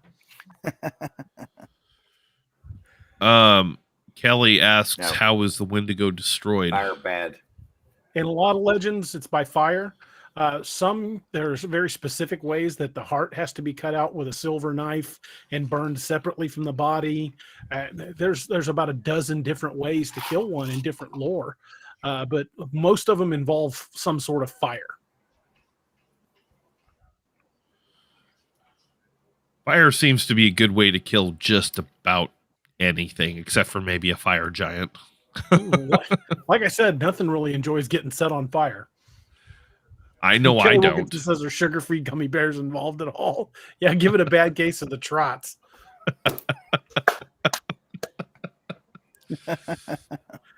If I ever got Facebook on, I'd be like that guy on the movie Dog Soldiers. I hope I give you the shit. I know I can't kill it. If it's gonna eat me, I hope I mess it up. I hope I'm like Taco Bell to a cryptid. I'm going to eat a lot of jalapeno before it eats me. Give him a bad case of spicy butthole. Oh, man. That thing will be singing Ring of Fire. Going down, burning down, down, down. So then should the Bigfoot type that sometimes gets classified as a Wendigo be reclassified? Maybe like the North American Yeti or something like that. Maybe.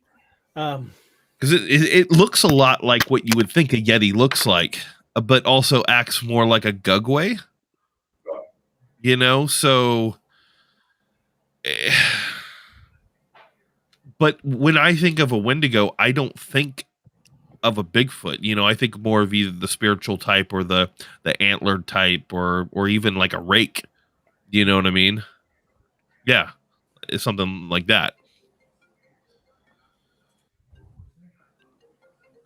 Like, yeah, when you picture Wendigo, and even in a lot of things that you watch, supernatural or movies, they tend to show that type of creature. I don't know. Like I said, I'm just speculating. You know, I tend to play devil's advocate and try to look at things from different points of view. Well, I do the same. That's why I work through problems.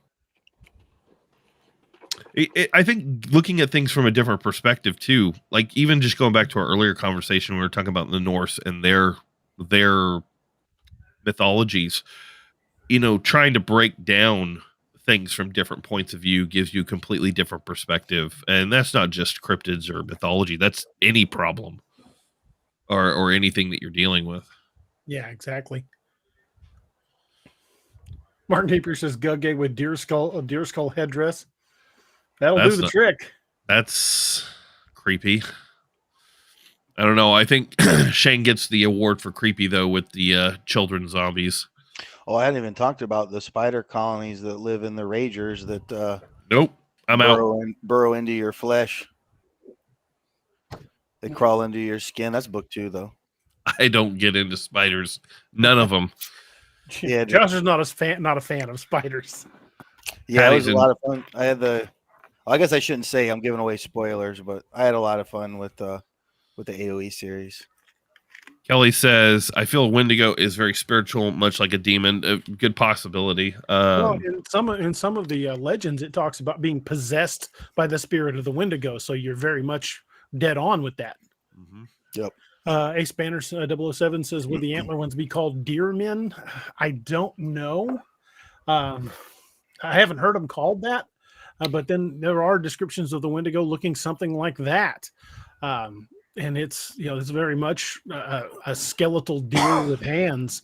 So it all depends on the interpretation of the legend, I suppose. When they did the Leech Lake flooding, which flooded, tens of thousands of acres of our burial grounds and stuff like that. A lot of our culture believed it was the Wendigo coming back who had taken over the Chimukaman, the white men, white people, Chimukaman, and the Wendigo was trying to come back at us through them because it was flooding our wild rice farmlands and flooding our burial grounds. So even in the 1900s, we kind of believe that the Wendigo was coming back from the north, was attacking us through the white men who were making the Leech Lake Dam, which was flooding all of our ancestral lands. Yeah. Hooter Transport says, do Sasquatch tribes predate humans in North America, making them the original First Nations? Wasn't there stories of them coming across the land bridge? Like, isn't there stories going so far back that they may have crossed the land bridge with some of the first people? Well, they recently did some, as they worked through our DNA, our genomes with indigenous people. Of course, you have Homo sapiens, Neanderthals, Denisovians, and they discovered that our core ancestor was a new human, or a new human cousin, such as Denisovian or Neanderthal, whichever you want to use. Heidelberg, Homo heidelbergensis. So there's the land bridge that we were just Asians that came over, or early Asians that came over, doesn't quite fit. Now our dark skin would kind of leads it to, if you look at tropical, early tropical, well, even today, tropical species of human are definitely darker skinned. And there's really not much of a need to be dark skinned in a deciduous area, which we see with whites in Europe, right? So the pigment and just kind of went away. But the fact that we were darker would lead to believe that we could have been descended, from area, Mongolians. You've got which have the highest percentage of Neanderthal DNA, by the way, right? And Filipino and stuff. So it's really interesting. There's a lot more studies coming out, but if you get bored, just Google, if you're interested in indigenous, and Google the DNA that doesn't fit anywhere that they think was a early type of human, Neanderthal, Denisovian, and some new one that's not quite yet been classified. And of course, obviously we mixed, so Neanderthals, one commonly agreed on consensus, it wasn't so much that Neanderthals died out and so much they were more bred out. Right. So it's quite possible that this race as well, our original ancestor, was bred out as well. I'm not convinced that Neanderthal was completely bred out. I firmly believe there's more than one type of Sasquatch, just simply from the numerous accounts that describe a different type of creature. I think some of them could be a relic population of Neanderthal. If you read the book Them and Us by Denny van Dramini, that book is fascinating because it completely re-explores what everything we ever thought of Neanderthals. Because do we have any Neanderthal evidence in North America, though? I don't think we do. I don't know. I know there was the whole thing around Folsom Man. And it could be a pre-simian. I mean, it could be another simian, definitely.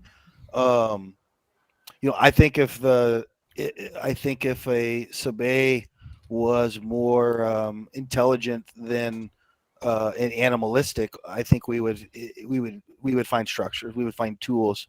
I think the fact that we don't means they're more simian-like to me. We don't find tools, we don't find structures. They're not cultivating. They haven't even advanced to the farming stage or anything. So it would lead me to believe it's still animalistic, like an ape, a chimpanzee, simian intelligence. That is, unless a lot of their artifacts are mistaken for Native American artifacts. If they're making flint knives and flint arrowheads, you find one in a riverbed, you're going to go, oh, what tribe's this from? Yeah, but you can tell, like, you can look at a crafted arrowhead from a tribe and look at one that you make, even if you're skilled at it. And if you can, determine the difference in age, and same with plant life. And I mean, it's a fair argument. I think if we found enough of them, we could probably dig into it and compare.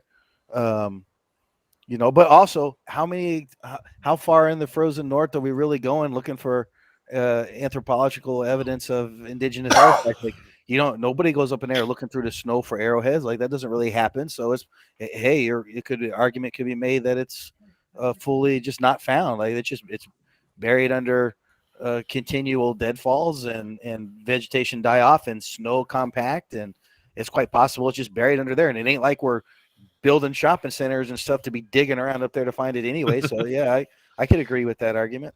Well, and another thing is what people fail to take into account is that fossil records, the conditions to create a fossil are very, very specific.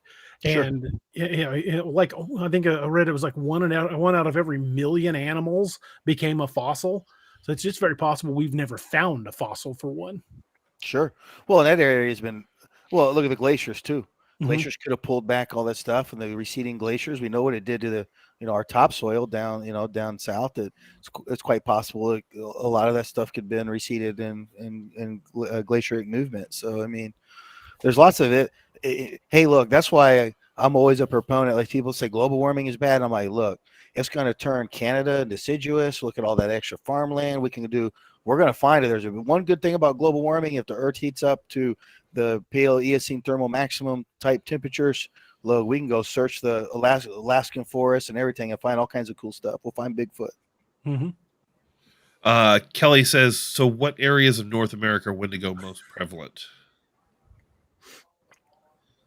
Well, for us in our tribe, we don't believe we believe we defeated them, and they push farther north into, way up into Canada, like northern Canada. That was our belief.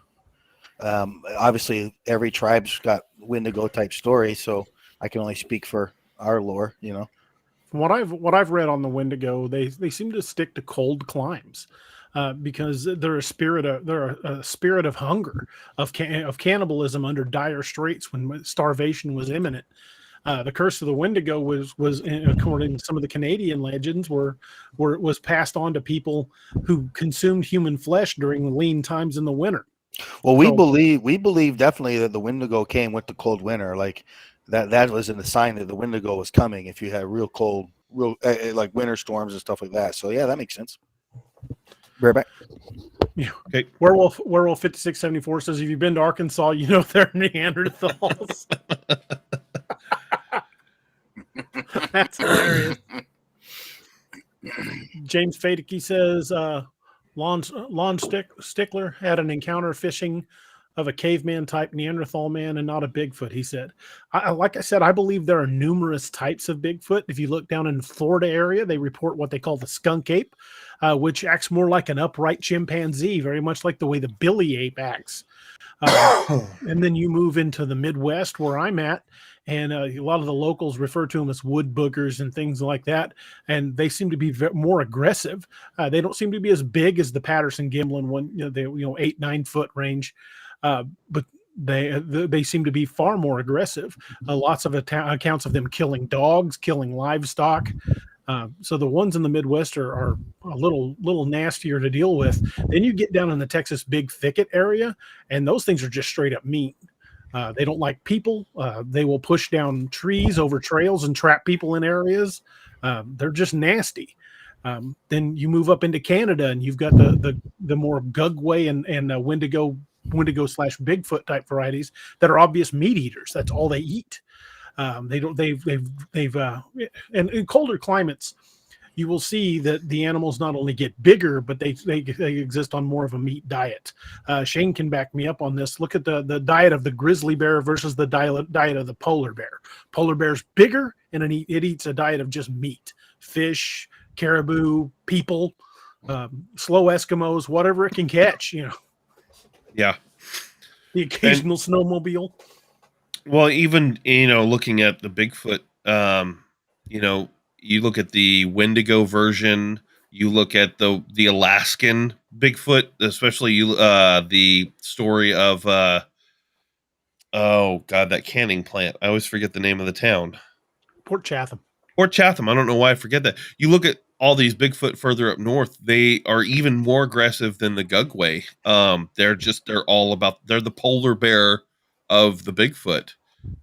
They're just straight protein, tear it up, kill everything. Northwood says, what I saw 2 years ago was about 8.5 feet tall, but it wasn't aggressive in any way. I think most encounters Bigfoot type creatures are going to be like an encounter with a grizzly bear. I was hiking up in Rocky Mountain National, and I rounded a corner, and there was a grizzly bear. And I stopped, and it stopped, and we looked at each other like, "Who the hell are you?" And we just parted and went our separate directions. Where were you at? Rocky Mountain National Park. Yeah, see, we had this discussion earlier about going into crazy dark forest without firearms. Well, no, I was armed. You're not supposed to be, perfect. but I was armed. My man. I don't know if I could have stopped a grizzly bear with what I was carrying, but I would have made it remember my name. But the thing is 9 times out of 10, you run into a grizzly bear, you're going to go your way and it's going to go its way. But if it's just before hibernation and it's needing to put on pounds, or you step around a corner and you step between a mama and a cub, you're toast. You're not going to stop that grizzly bear. But most encounters, I think, with Sasquatch are like that. I think they're very opportunistic. And I think if they take a person, it's because either one, they're sick and can't hunt very well anymore, or they just saw an opportunity and like yank. See, this brings me back to the chat question on why I lift weights so I can carry that howitzer on my back. There you go. Well, and There you go. even look at, I wonder if the same thing would have happened, say you wouldn't have ran into a polar bear there, but a polar bear probably more likely would have attacked you versus walking away. Right. If you round a corner and run into a polar bear, you're toast, because those things are always on the lookout for a high protein meal. You're not going to walk up to a polar bear and scratch it on the ears and go, "Who's a good boy?" And jokes on the polar bear. I eat so much. I'm just a high fat meal. Yeah. I'll just tell it I'm high in LDL cholesterol. That's the bad guy. Yeah. Don't eat me, eat the skinny guy. Hey, I was DA, talking with a friend the other day in our gaming Just Discord. hand the polar bear a Coke. You'll be fine. There we go. Kick him a soccer ball. I was talking with a gaming friend in our Discord for the Apocalypse of Enoch game server that we play on, and she was like, "Yeah, I'm diabetic, so it's like the vampire's gonna like me or not like me." And I was like, Very "Well, sweet blood. it depends on how much sugar you got in your blood." But yeah, you You're can like make Coca-Cola. you can make a diabetic vampire, and I was like, "Well, that's a story element I might have to write a short story on." No Probably kidding. been done before though. Vampires prefer diabetics because of the blood sweeter. Yeah. Kelly Wilkinson says sometimes a squirt of bear spray can resolve those issues. I will not bet my life on bear spray. It might work, but I can tell you from working law enforcement, I've had people that weren't on anything that I've hit with law enforcement grade pepper spray, and they shook it off and kept coming. It does not stop everything. Oh, it just hurts. Pepper spray just hurts and pisses you off. It can distort your vision a little bit if it's blurry, but not enough. It's not going to distort my vision enough if I can get my hands on somebody. Like I can chase a blur that's moving right or left. I'm not pepper. That's why I prefer the X26 taser. It's the same level of force and the force continuous pepper spray, and way more effective than pepper spray. And it's not likely the wind's going to blow it back in my face. The taser. And the newer generations of tasers, I don't know if Shane, you got to work with like the X2s. No, I haven't. Those are freaking nice because you got multiple cartridges. You can do some damage with one of those. But see, it was funny the taser too is I pretty much hype myself or pride myself on being able to physically overcome challenges. And I remember we were getting tested with we were doing our training for the X26. Of course, you get blasted with it. And I remember hyping myself up, man. Like I got to walk so many steps and stab this guy with a chuck knife, right? And that, and I was before it went, I'm like, I don't care how bad it hurts. Like you can't stop me. I'm just gonna wreck this guy. Like my life depends on it. My kid's life depends on it. And I took that first step, and they clicked that, hit me with the trigger. And they shot them barbs into me, and it hurt. It definitely was painful, but it wasn't. It mechanically shut me down. Their will was not a factor. As I'm locked up like a statue falling over, there literally was no movement. Like you cannot overcome it. It was really a humbling experience. I also put a lot of faith in the X26, and I used it a lot during my career. Well, the taser guys I tased didn't get hurt. If I had to use pepper spray or put hands on, they always got hurt because I wasn't getting hurt. Well, the taser, if you apply the taser, and you can get cuffs on them fairly easily because generally most people, they get hit and they're done. The thing is I've seen them use a taser on a bull, and they hit this bull and it locked up and fell over stiff as a board. But as soon as it kicked off, it was up and coming through the gate at the guy that did it. It it's was a pissed. the X26. It's a biphasic shock. It's a lot of Mhm. volts, and it's the more muscle mass you have, the worse it will affect you. I've shot fat guys with it, and they weren't happy, and it was successful, but they had way more movement than I would have liked, and I have a lot of muscle mass, and I was going nowhere but seizing and collapsing. I wasn't going nothing. It put me down pretty hard too when I got hit. I got one taser barb hit me in the left shoulder, and the other one hit me in the right ass cheek, and That's about right. It locked me up pretty tight. Yeah, it made my bones hurt. Aside from the metal taste in my mouth, the bones. I felt like I'd been beat up. Yeah, my bones hurt because all my muscles flexed on my bone at the same time. I remember like all of my bones hurting, like aching afterwards. Like, man, what the heck happened? I always snapped all my bones on my body from muscle tension. It was crazy. I wouldn't want to use a taser on a Bigfoot or something like that because I guarantee when you let go of that trigger, it's going to be pissed. Oh, that matted fur would be better than a winter coat. Like, I don't even know if it'd get through it. Well, I hit a guy one night, and I don't even know what he was on, but I got him. I got a good spread on him, and he wrapped his arm in the wires and just yanked it. Didn't even phase him. You had one not see would be my guess. Whether he had a coat or it hit a high fat area. Yeah, it must have been something like that because he shrugged it off. That's where you get your stick out.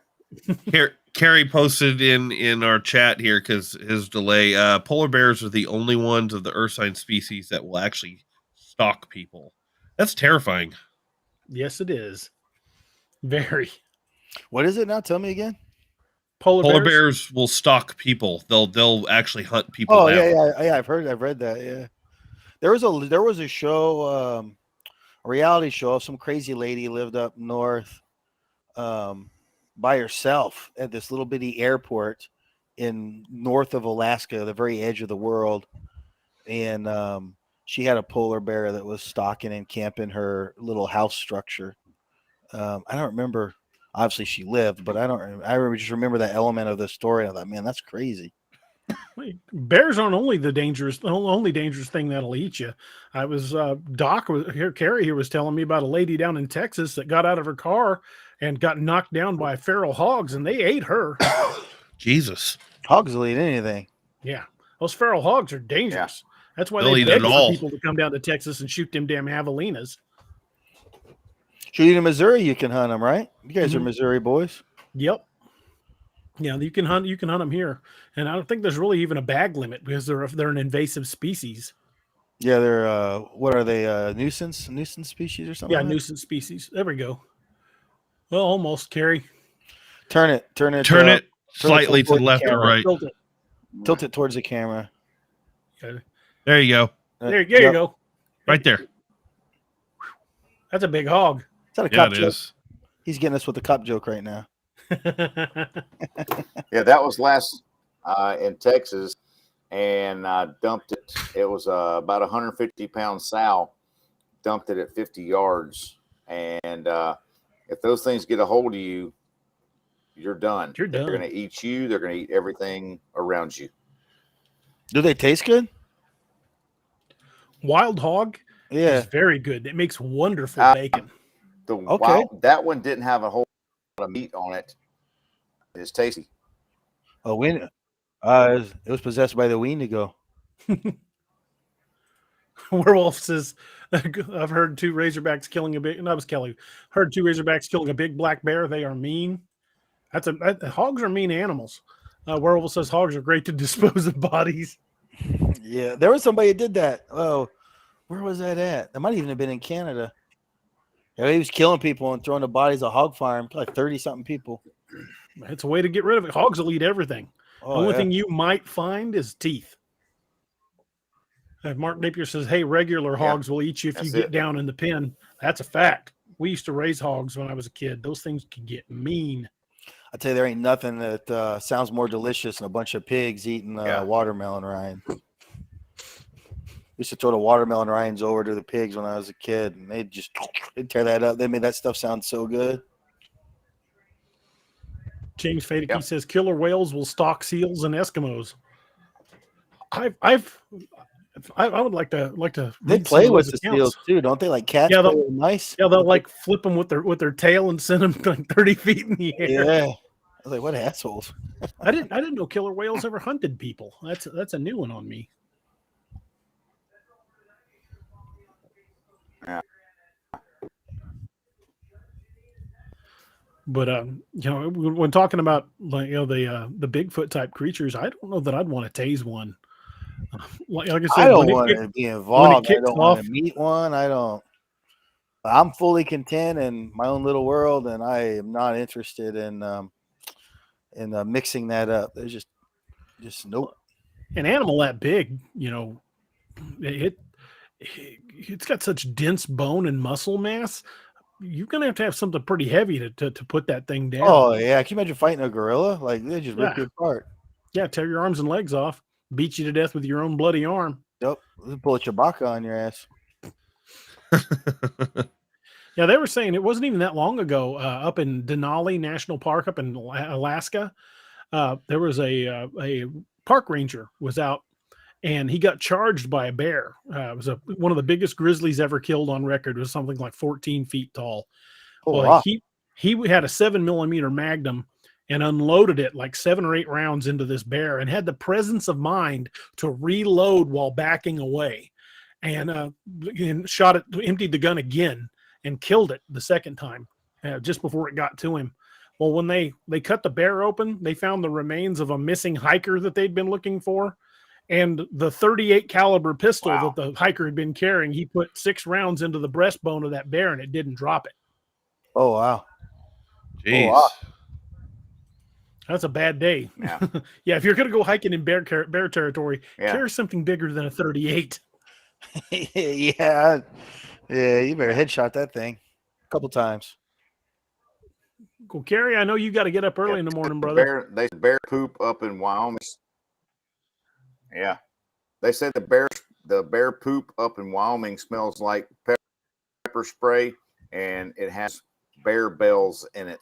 So you better come correct when you come back. Those are just little dinner bells. It smells like pepper spray and slow down. It's a spicy meal. It's spicy. It's seasoned already. Got some marinade. Already got that taste in my mouth. Let's get him. It's spicy long pork. Yeah, see, that's why I just wear a pineapple on my head. They're like, oh, there's pineapple on that one. I don't want it. Of course, I'd get the one bear. Good night, guys. Thank y'all very much. Good night, Kerry. Yeah, you too, man. Good seeing you, bud. Thanks for joining us, man. All right. Thank y'all. Thank y'all very much. Have a good night, brother. I mean, if you're getting stalked by a polar bear or a gigantic grizzly bear and you're not armed, your only recourse is to try and taste bad. Yeah. I'm eating all that garlic. There you go. Try to taste nasty. So while I was refilling my coffee, I had a thought. Sorry, I was gonna yank it back to Wendigo because I was thinking about it while I said I was getting coffee. So if it's the Bigfoot type or even the emaciated, I'll call fast zombie type, it's physical. You can deal with that most likely. But if it's the spirit, how maybe Shane, you can address this with some of the things that you've been told. How do you deal with it? How do you ward it off or get rid of, once you've already been affected by it? Like Wendigo possession? When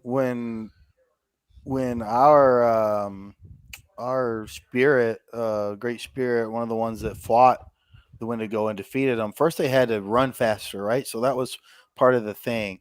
So you had to be able to run faster than the Wendigo, and anyone who would ever race the Wendigo died, of course. Then they decided they're trying to raise some kids up, and they wanted to raise the kids to be fast enough to outrun the Wendigo. And according to lore, the kids that were training were so fast that they could run across the top of the water. And they all failed and died, and none of them beat the Wendigo. And then an indigenous man had a dream, and that he would be able to defeat the Wendigo, and he defeated the Wendigo and his brother, the Wendigo's brother, right, in the race. And then I guess that's how the Wendigo lost his power. He didn't have his strength because he begged.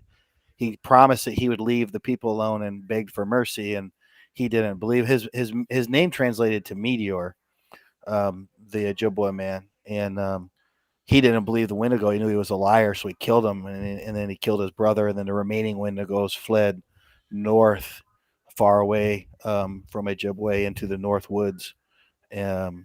So according to our lore, you have to be able to run faster than they are, and they run as fast as the wind blows, right? So that's the story with the Wendigo is how fast they can run. So in our lore, it's tied into weakening them by being able to run faster than them. Okay. So it's Well, a I'm double. screwed. I walk with a cane. It's a devil went down to Georgia, but instead of a fiddle contest, it's a race. Gotcha. Nikes of gold. Yeah. So if you kind of translate that into what you were saying earlier about how it would, cause people to, you guys kind of attribute that to bad behavior or bad things happening. Do you just translate that into you basically got to outrun your problems, or? That's more of a European thought process to stories. Like we don't have our stories usually aren't built around Sure. a metaphoric value, so to speak. That's more of a colonial or European idea. So I don't necessarily think that there could be a moral of the story or a metaphoric value on how you do it, rather than that's just part of the lore. Running fast was something that was valued, and that's the element of the story that was added. Makes sense. So I would say, I, I'm not a historian, in those elements Oh, of, no worries. but I would imagine that would be, understanding, how we do things in our stories and lore. I don't think that there would be, and I could be wrong, but I don't think that there's a correlation there. I don't think that. Gotcha. I just don't think that would be something that in our stories they would have anything like that. But Cool. it definitely, I mean, it seems like it would be that way, normally, but that just could be the European in me thinking that. Let's see. Greg had a good question here. If an author wishes to use native lore in their work, how can they do so with respect, or would it be better just not to do it? We get asked that a lot, and that's a question that really it's dependent on a lot of things. So, first off, someone is always probably going to find disrespect when none's intended, right? That's That's human people. nature. Yeah. Right, that's just people. So the thing I would say to anyone is just be accurate. So if you're going to include it as a story element, just be accurate. Do your due diligence, do the research. And if you're going to include it, and just make sure it's that it's accurate. Don't turn a jingle dance into, which is a medicine dance. Don't list that as a war dance. A jingle dance is not a war dance; it's a medicine dance. So little things like that. Now you could have everything right about the jingle dance, where you don't cross your feet and you don't move backwards, right? That's traditional. But then you also have contemporary jingle dancing, which you can do those things. But so like you could do the research and know what a jingle dance is and traditionally what you can and can't do, but then you could still get it wrong because you might, it's a war dance and a jingle dance is a medicine dance. So, just do your due diligence is what I would say. And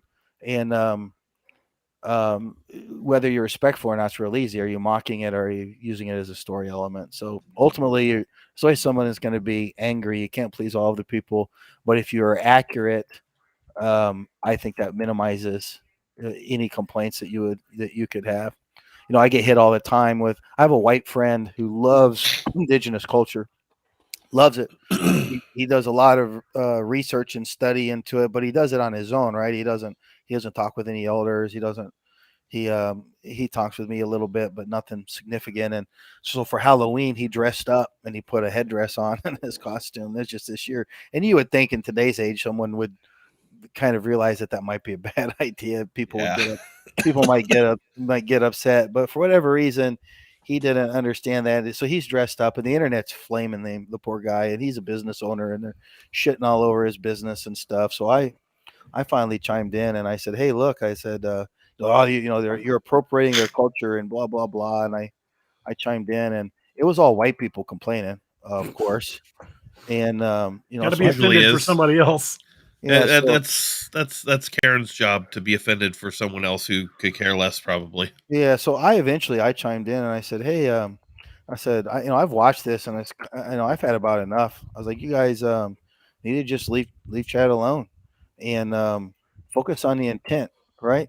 And I said, you people keep claiming cultural appropriation. That's why he shouldn't wear the headdress." Well, I said, "But like, do you even know why he shouldn't wear the headdress? It's not because of appropriation. Like, and if cultural appropriation is one of the most nonsense things to me, anyways. Like, I don't want to give up tennis shoes. I don't want to give up blue jeans. I don't want to give up homes with electricity, right? My culture didn't come up with those things. I don't want to stop eating pizza. I don't want to stop eating sushi, but those aren't things that my culture came up with. So why, an adoption of something 9 out of 10 times is not a cultural appropriation. It's a culture appreciation, and we should Exactly. appreciate other cultures. But the headdress thing was the issue, and I explained it to him. I said, "Chad, you were wrong for wearing a headdress," and I said, "Let me explain it to you." I said, "Which feather on that headdress did you earn for an act of bravery?" And he says, "Well, none." And I said, "Well, which feather did you earn for an act of service?" And he's like, "Well, none." I was like, "Which feather were you, and who awarded you those feathers?" "Well, nobody." And I said, "Okay, so let me put into something that a white culture that you can understand." I said, "If you dress up as a soldier, is that bad?" And no one on the thread says, "Well, no, you can dress up as a soldier, but dress up as an Indian is different." And I said, "Well, just bear with me here. So we agree that dressing up as a soldier isn't bad. So dressing up as a brave isn't bad." I said, "But if you dress up as a soldier for Halloween and you donned a purple heart to your costume, would that be bad?" And they're like, "Well, yeah." I was like, "Why?" Like, "Well, that's a solemn medal and you have to earn it." I said, "Exactly. If you dressed up for Halloween and you dressed up and you put on a Medal of Honor around your neck in a military uniform, would that be bad?" And they're like, "Yes." "Why?" "Well, you didn't earn it. It's one of the most solemn awards." I said, "A headdress is, every feather in the headdress has a meaning. It is earned, whether it's an act of service, whether it was done in bravery, whether it was an achievement. All of those things are earned, and you're wrong for wearing that." I said, "When have you ever seen me wear my headdress?" And he says, "Well, never." And I said, "That's right. So if you haven't seen me wear mine, what made you think it was a good idea for you to wear one?" And so it was a good lesson moment, but it really frustrated me that it was all these well-meaning white people trying to tell him on my behalf. And I was like, my people, my race, and while I don't speak for them, I can say this. Um, you don't speak for us. You don't need to speak for us. We don't need a white daddy savior. We don't need a white mommy savior. We don't need any race saviors. Don't stop. Just stop speaking for us, and and instead say, "Ooh, I don't know if that was a good decision. Did you do your due diligence?" I said, "Of all you white people on this thread, what's wrong with his makeup? What's wrong with his face painting? Right? Anything?" And they couldn't answer because they didn't know. And of course, his face painting wasn't right either. But I didn't, I wasn't going to pile on the guy too bad, But yeah, so So it just, like you were saying, it comes down to whether you're writing about it or dressing up for Halloween. It's all about research and knowing what you're doing.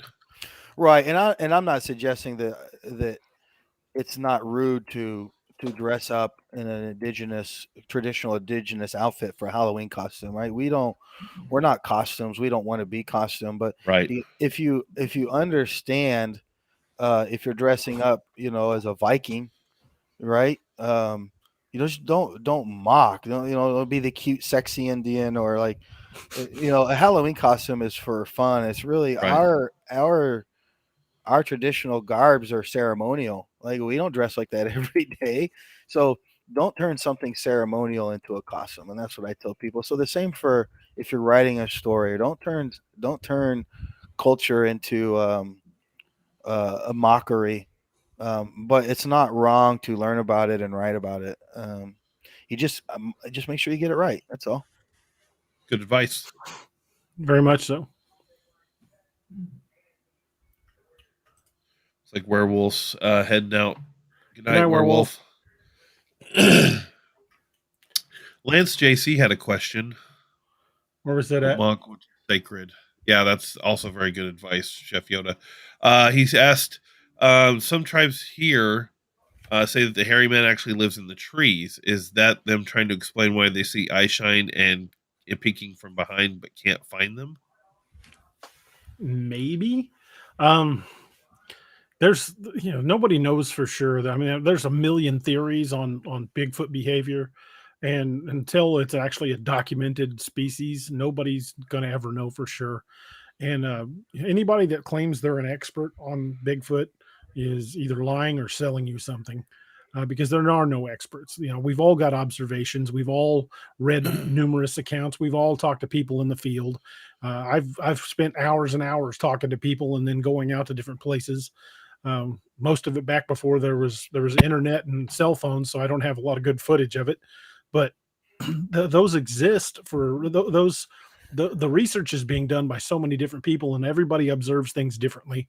But anybody that says they're an expert's a liar. There are no experts. I don't claim to be an expert on anything.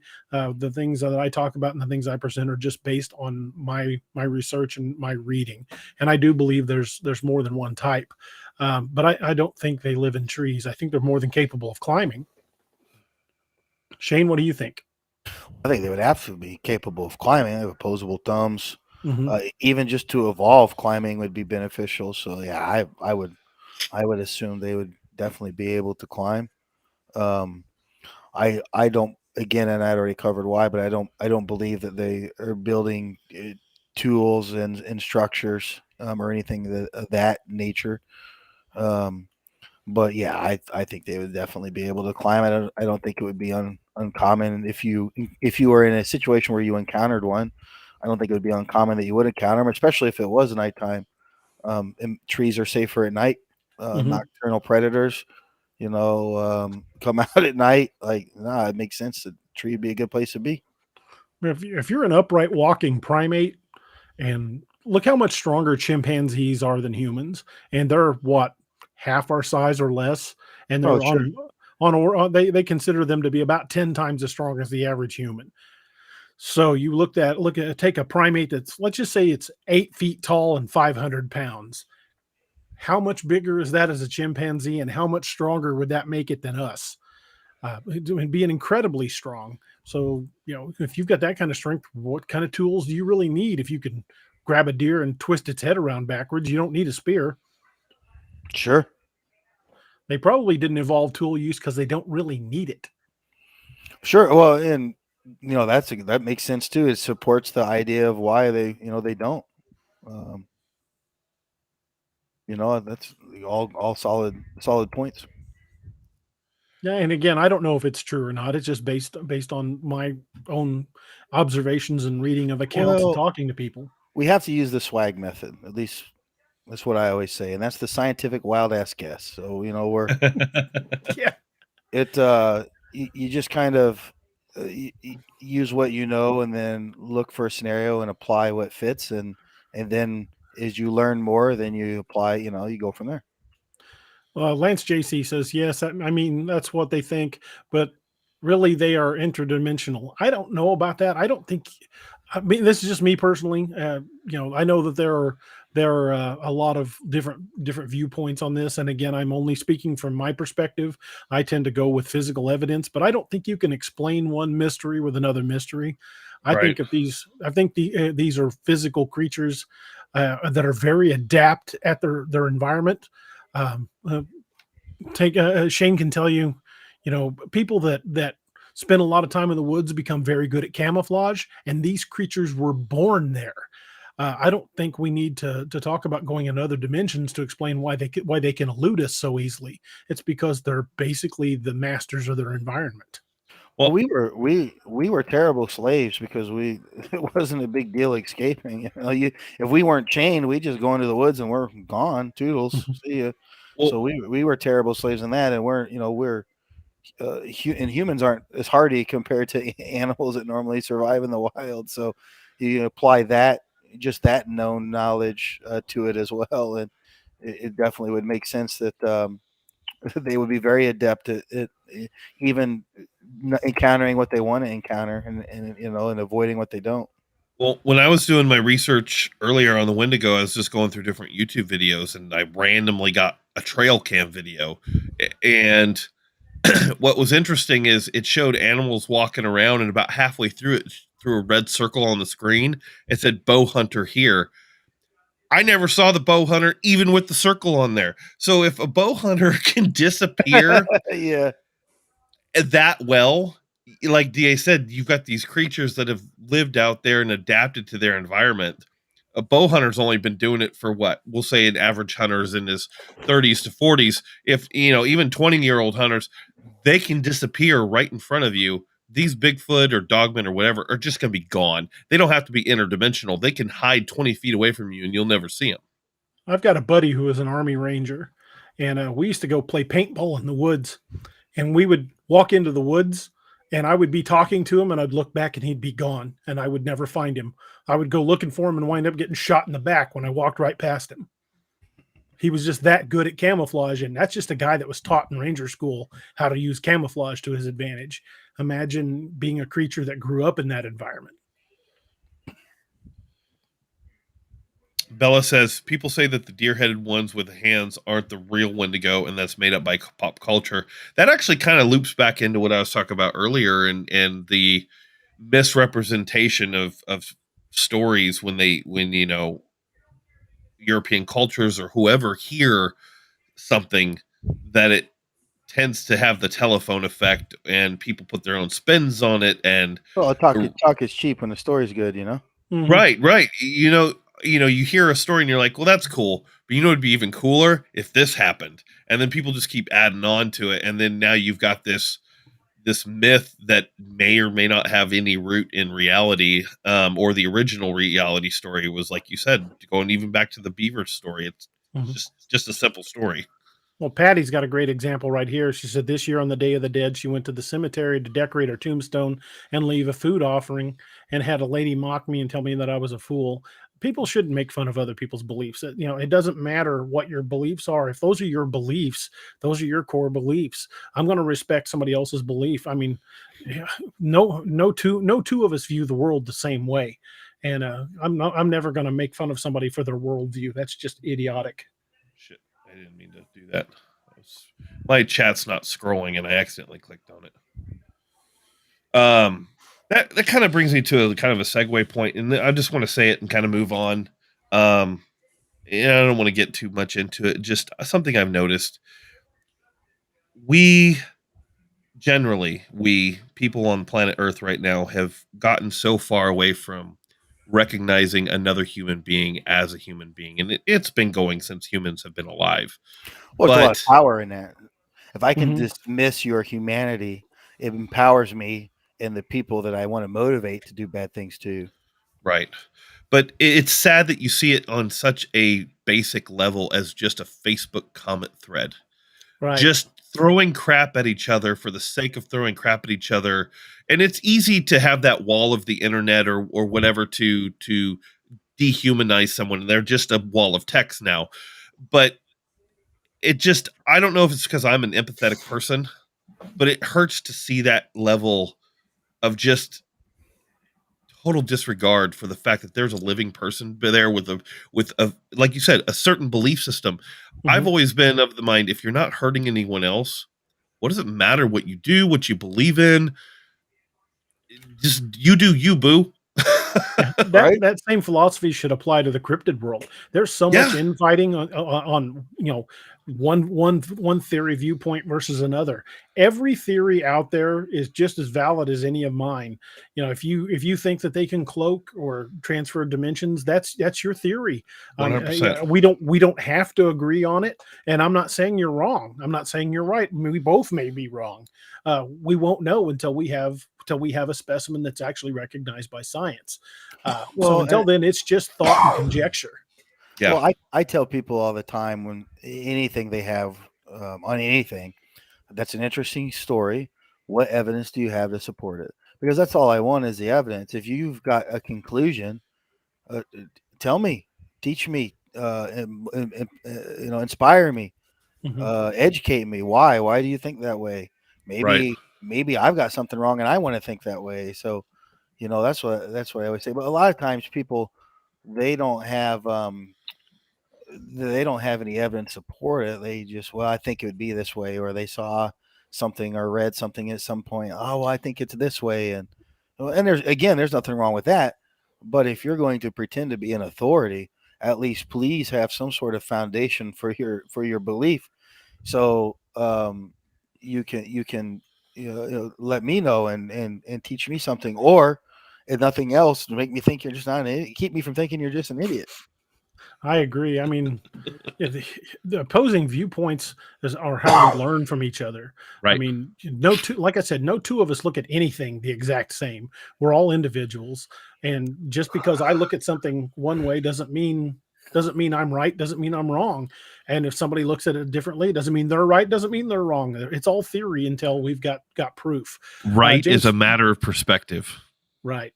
James Fadeke says, sounds crazy, but how do they have tracks in snow or mud and they disappear after a while?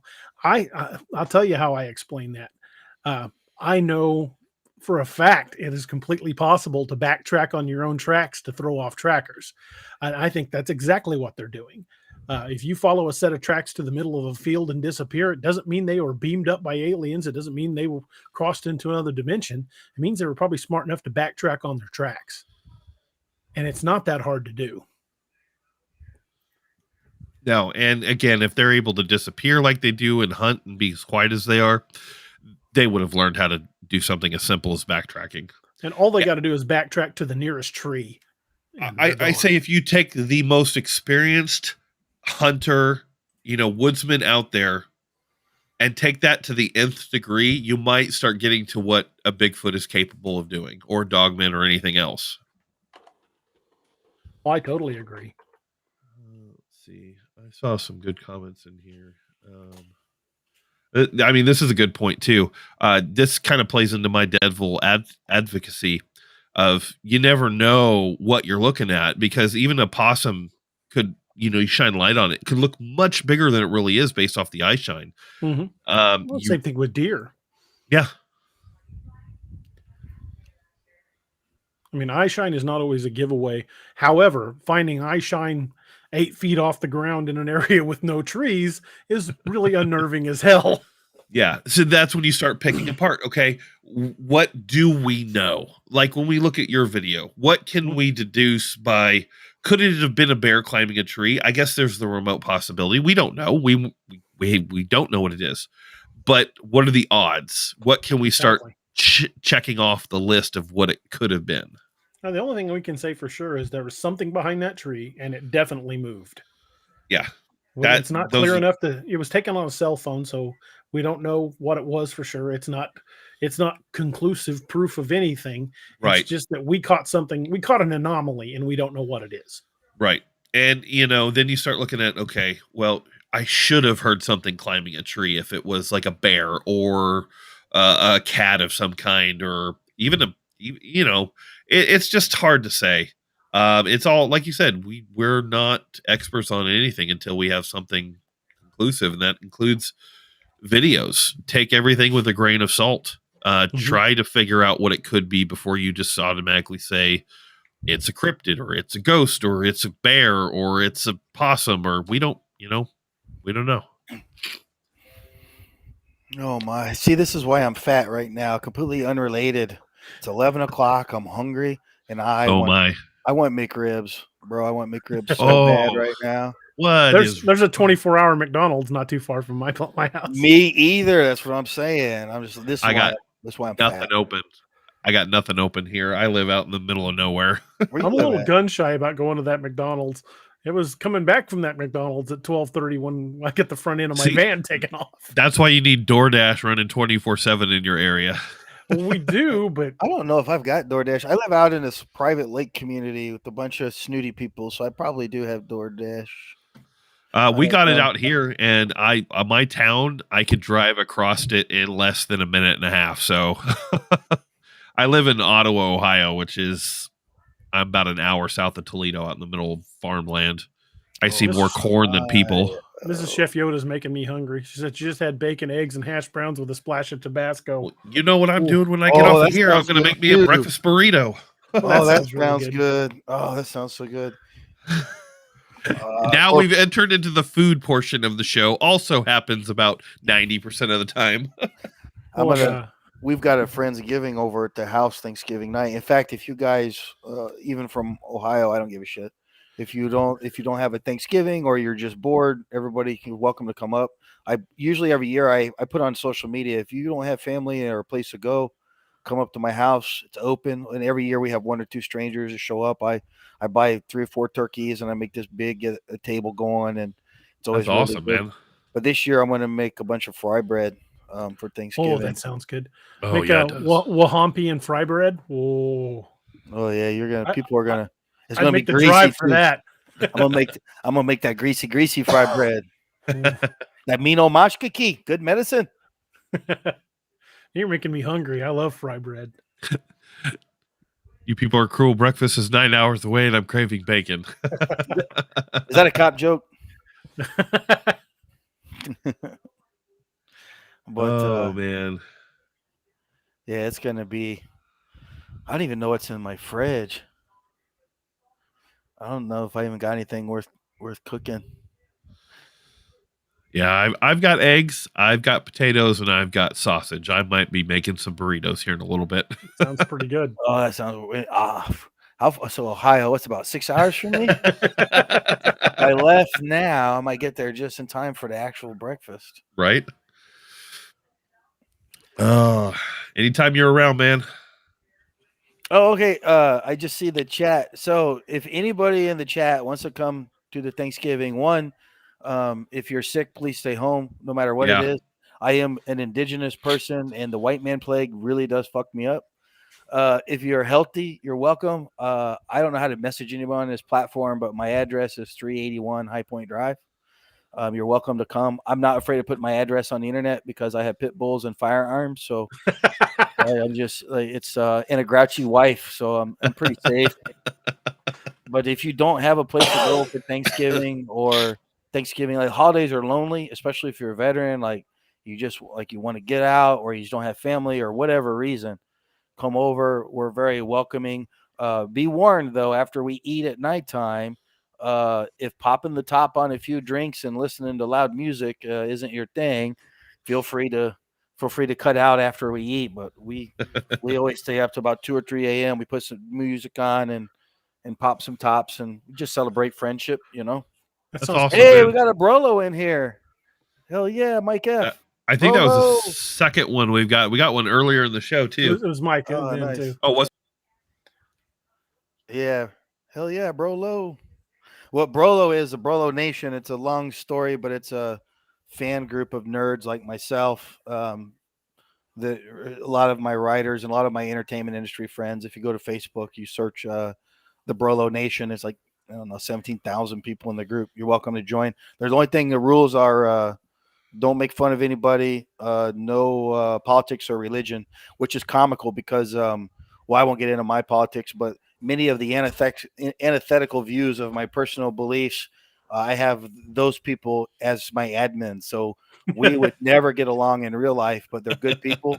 And so we come together and admin the group. So when you've got Christian hardcore Pentecostals and you've got purple-haired transgender men or women, transgender women, men to women. So transgender women, all as admins, getting along. Everybody in the group gets along.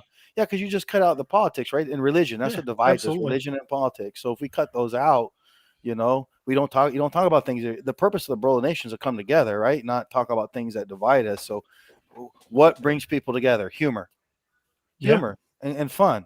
And like I can play a video game with anyone of any belief and have fun with them. So there you go. And I don't mean that thing's a video game, but I'm just trying to use that as an example. The Brolo Nation is just about good fun, and I think it's good for people too because you can make friends with somebody. You're like, man, I would not agree with this person, but it humanizes them. You were talking earlier about how thoughts and ideas can be used to dehumanize people, and in the Brolo Nation, we humanize everybody, and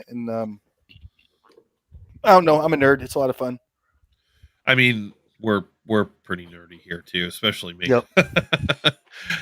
I mean, my show is called State of the Nerd, so I got you. Yep. I got you, DA. Folks, I will be right back. But yeah, we might have dancing. I don't know that we will or won't. I try not to dance. It makes it rain.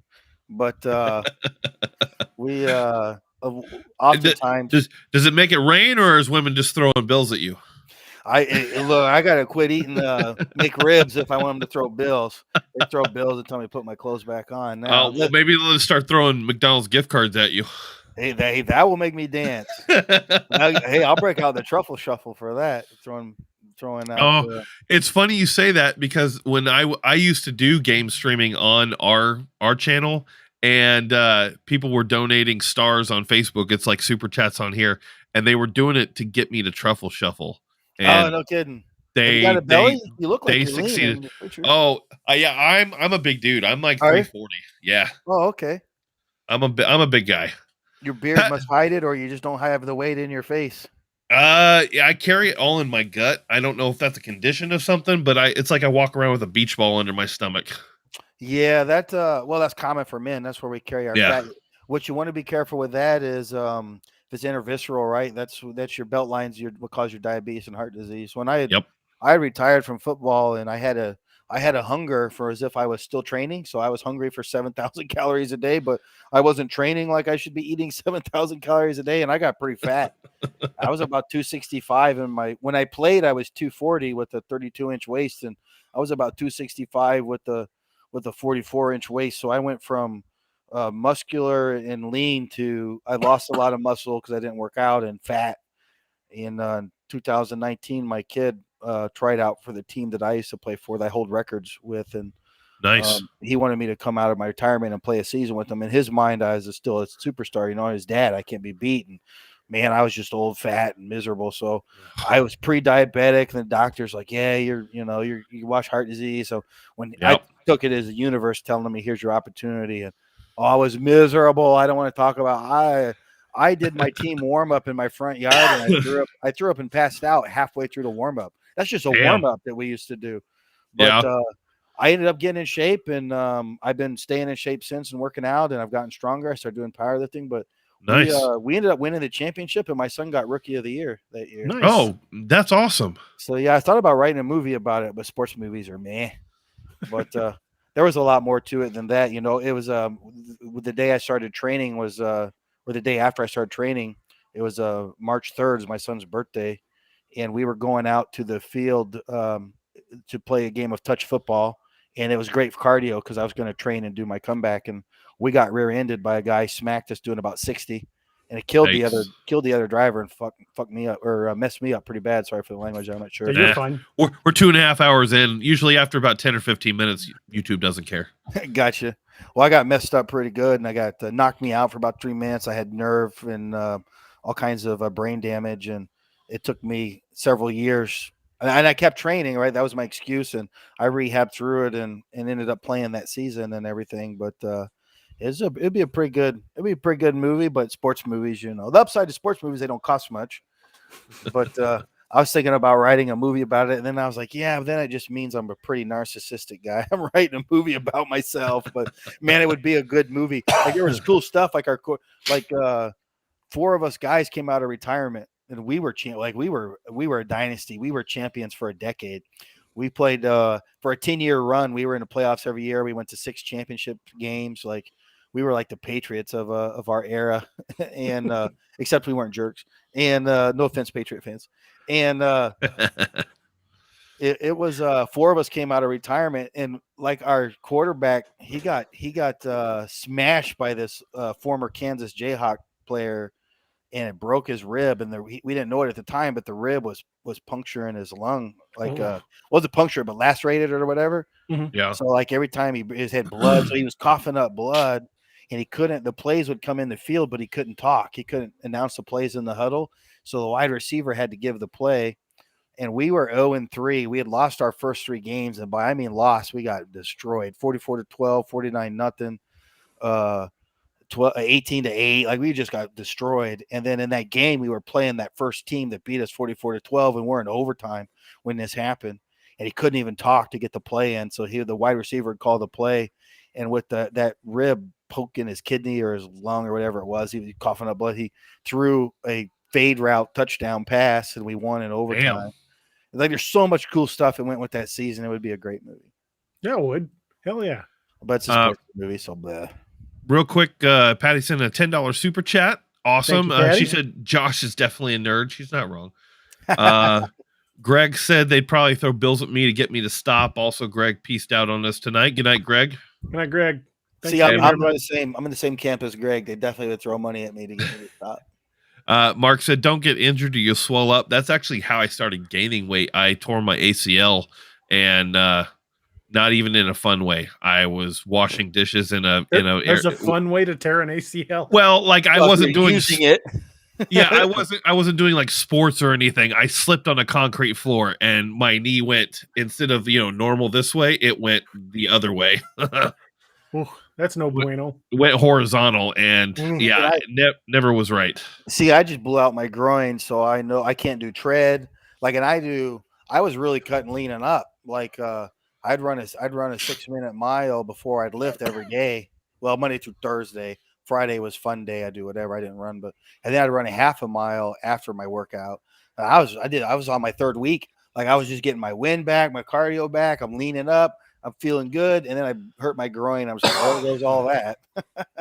Time to get fat. That sucks. Time to get fat. There we go. It's like COVID all over again. Chef Yoda sent a $25 super chat with no message. Just a little love there for you. Awesome. Yay. Thank you.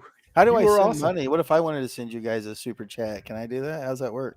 If you're on the YouTube chat, and I'll let everybody else know too, if you're on the YouTube chat on the video, either on mobile, it'll be in the chat bar at the end. It'll look like a little gray $sign.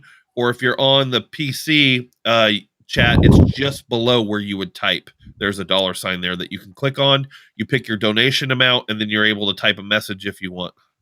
Nice. Mark, I see a hard road back from 460. One of the things that helped me get back into shape when I started training again for the comeback. One, I was motivated because I was doing that comeback season, but then 2019 came and went, and I still started working. And what I found that helped me was, instead of focusing on this is the diet, this is the goal, I focused on just made it a lifestyle. This is just what I do now. So now my gains and my health and my better looks are just coming as the days pass. And this is just part of what I do. And I don't know, that might work for some people, but Mark, that might help you back. So the road doesn't seem as hard. You're just looking around, enjoying the scenery, and you're just making sure you go down that road. Some people, I think some people, when they set a physical fitness goal, it's they're trying to get to the goal. So it's like a race. They're rushing down this road, and it's hard work. And but I think if you make it a lifestyle instead of right, that's kind of the boat I'm in right now. I found out that I have some back problems, and that's your weight too. You get your weight down, that back will get better. Well, I actually have a degenerative problem. I have stenosis. A lot of my discs have just deteriorated, and it's now causing me leg issues and back issues.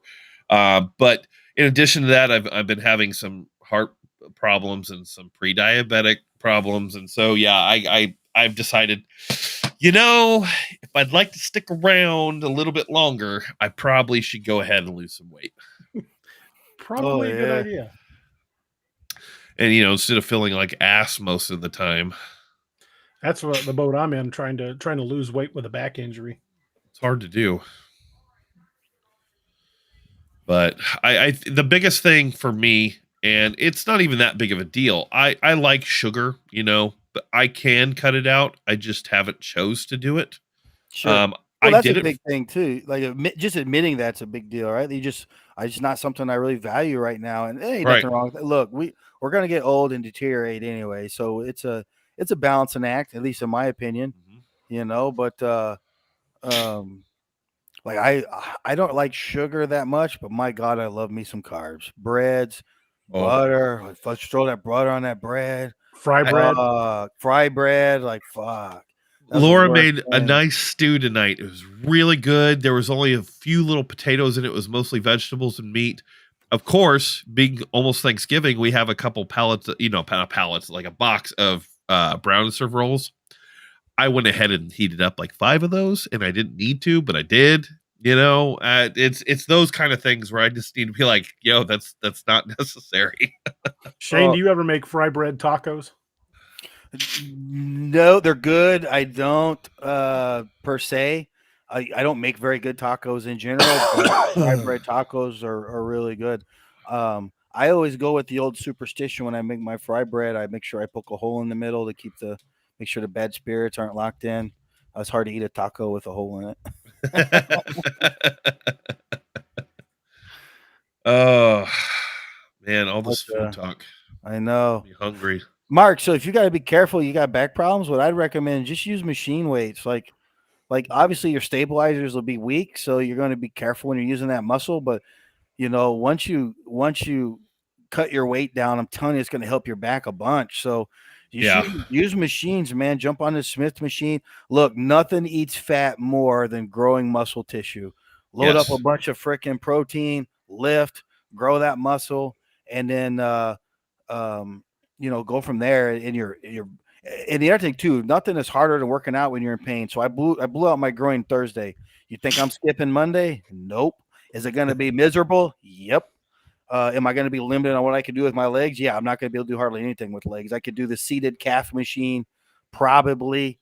I might be able to do a lateral extension on a machine, but I definitely ain't crawling under the squat bar at all. I just, but right. So, but I'm going to be in there because that's just part of the lifestyle. So, yeah, dealing with pain is tough, man. It'll make a coward out of anybody. And if you got back stuff, I recommend the machines. They're kind of designed to isolate the muscle, and you're not using your core, and you're not going to fatigue and use your back because you're locked in the machine, whether it's a seated machine for a mill press or anything. So yeah, don't let it stop you anyways. Like just do it. Like just go grab 10-pound dumbbells if you need, whatever it is in the gym. Like when I do bench press, I like it because I put a real heavy weight on there. Sometimes it pops my back for me because that bench is just stiff and straight. Like my back feels great after bench press. Hooter says a water aerobics is good too for low stress on backs. Yeah, and knees and hips too. If you've got bad heaps, water. Yeah, I'm all over. I need to get back into the Y. I used to have a membership there. I was able to use the equipment and the pool, and probably wouldn't be bad for me to get back into it. See, the worst part about me working out in the water is I get out so hungry. So hungry. I don't know why. I could go, look, you can put me on treadmill. I run a couple of miles, put me in the pool for the same amount of time. I get out like I want to eat the world. Well, it's because you use literally every muscle in your body when you're swimming. Oh, I'm so hungry. In fact, just thinking about swimming makes me hungry, and I already am. Mark says years of back pain will wear you down. I know for me, and I don't know about UDA, but I also have like issues with depression, and so lots of pain with depression. Those two don't play very well together. They feed off of each other. Double whammy. Because the pain will cause depression, and the depression causes stress, which increases your pain, and then it just well, and then cycle. You're wanting to work out, and you know what you have to do. You just don't give a shit enough to do it. Right, which then adds that extra guilt's the wrong word, the extra lingering. Like if I've got something that needs to get done, it lingers like in the back of my head. It's like it's like an owl staring down at me. You know, and I just like, so no, I get that. But the other thing too, like don't be like, oh, I gotta do this right now, and you do it all at once. Man, if you go to that gym and you just do one set of dumbbells, you're already ahead, right? Yeah. You're already ahead. And then time passes on and you feel better and you do 2 sets that day. Like some days I don't even want to go to the gym, but I go, I call it the punching the clock. I'm just it's like I'm going to work. I'm punching the clock because sometimes it's important just to go. Yeah, I agree. Yeah, everything you do is more than you would have done if you hadn't started at all. And you make friends with the people. A lot of people too, they get intimidated. Like, oh, you got all these meatheads in the gym, and I'm just like, nah, guys, like, you don't get it. Like, fat and skinny isn't even allowed in the gyms. Like, no one says that. If you're skinny, you're lean. If you're fat, you're thick. You know, like, and there's no. And everybody in that gym started somewhere, whether they were a scrawny little 14-year-old or they were overweight and they leaned up. Everybody started somewhere. My wife couldn't believe it when she started lifting with me about 2 years ago. She's starting to get ripped up pretty good with some muscle. But I was telling her she was real intimidated. I was like, nah, I'm telling you, everybody in there, a solid group. It seems intimidating because they're not talking, right? They're doing their own thing in their own world. But you ask somebody for help, they got you. You got a question, they got you. And now she's like, oh, and everybody's always so nice. I was like, well, you're kind of hot, so that's part of it. But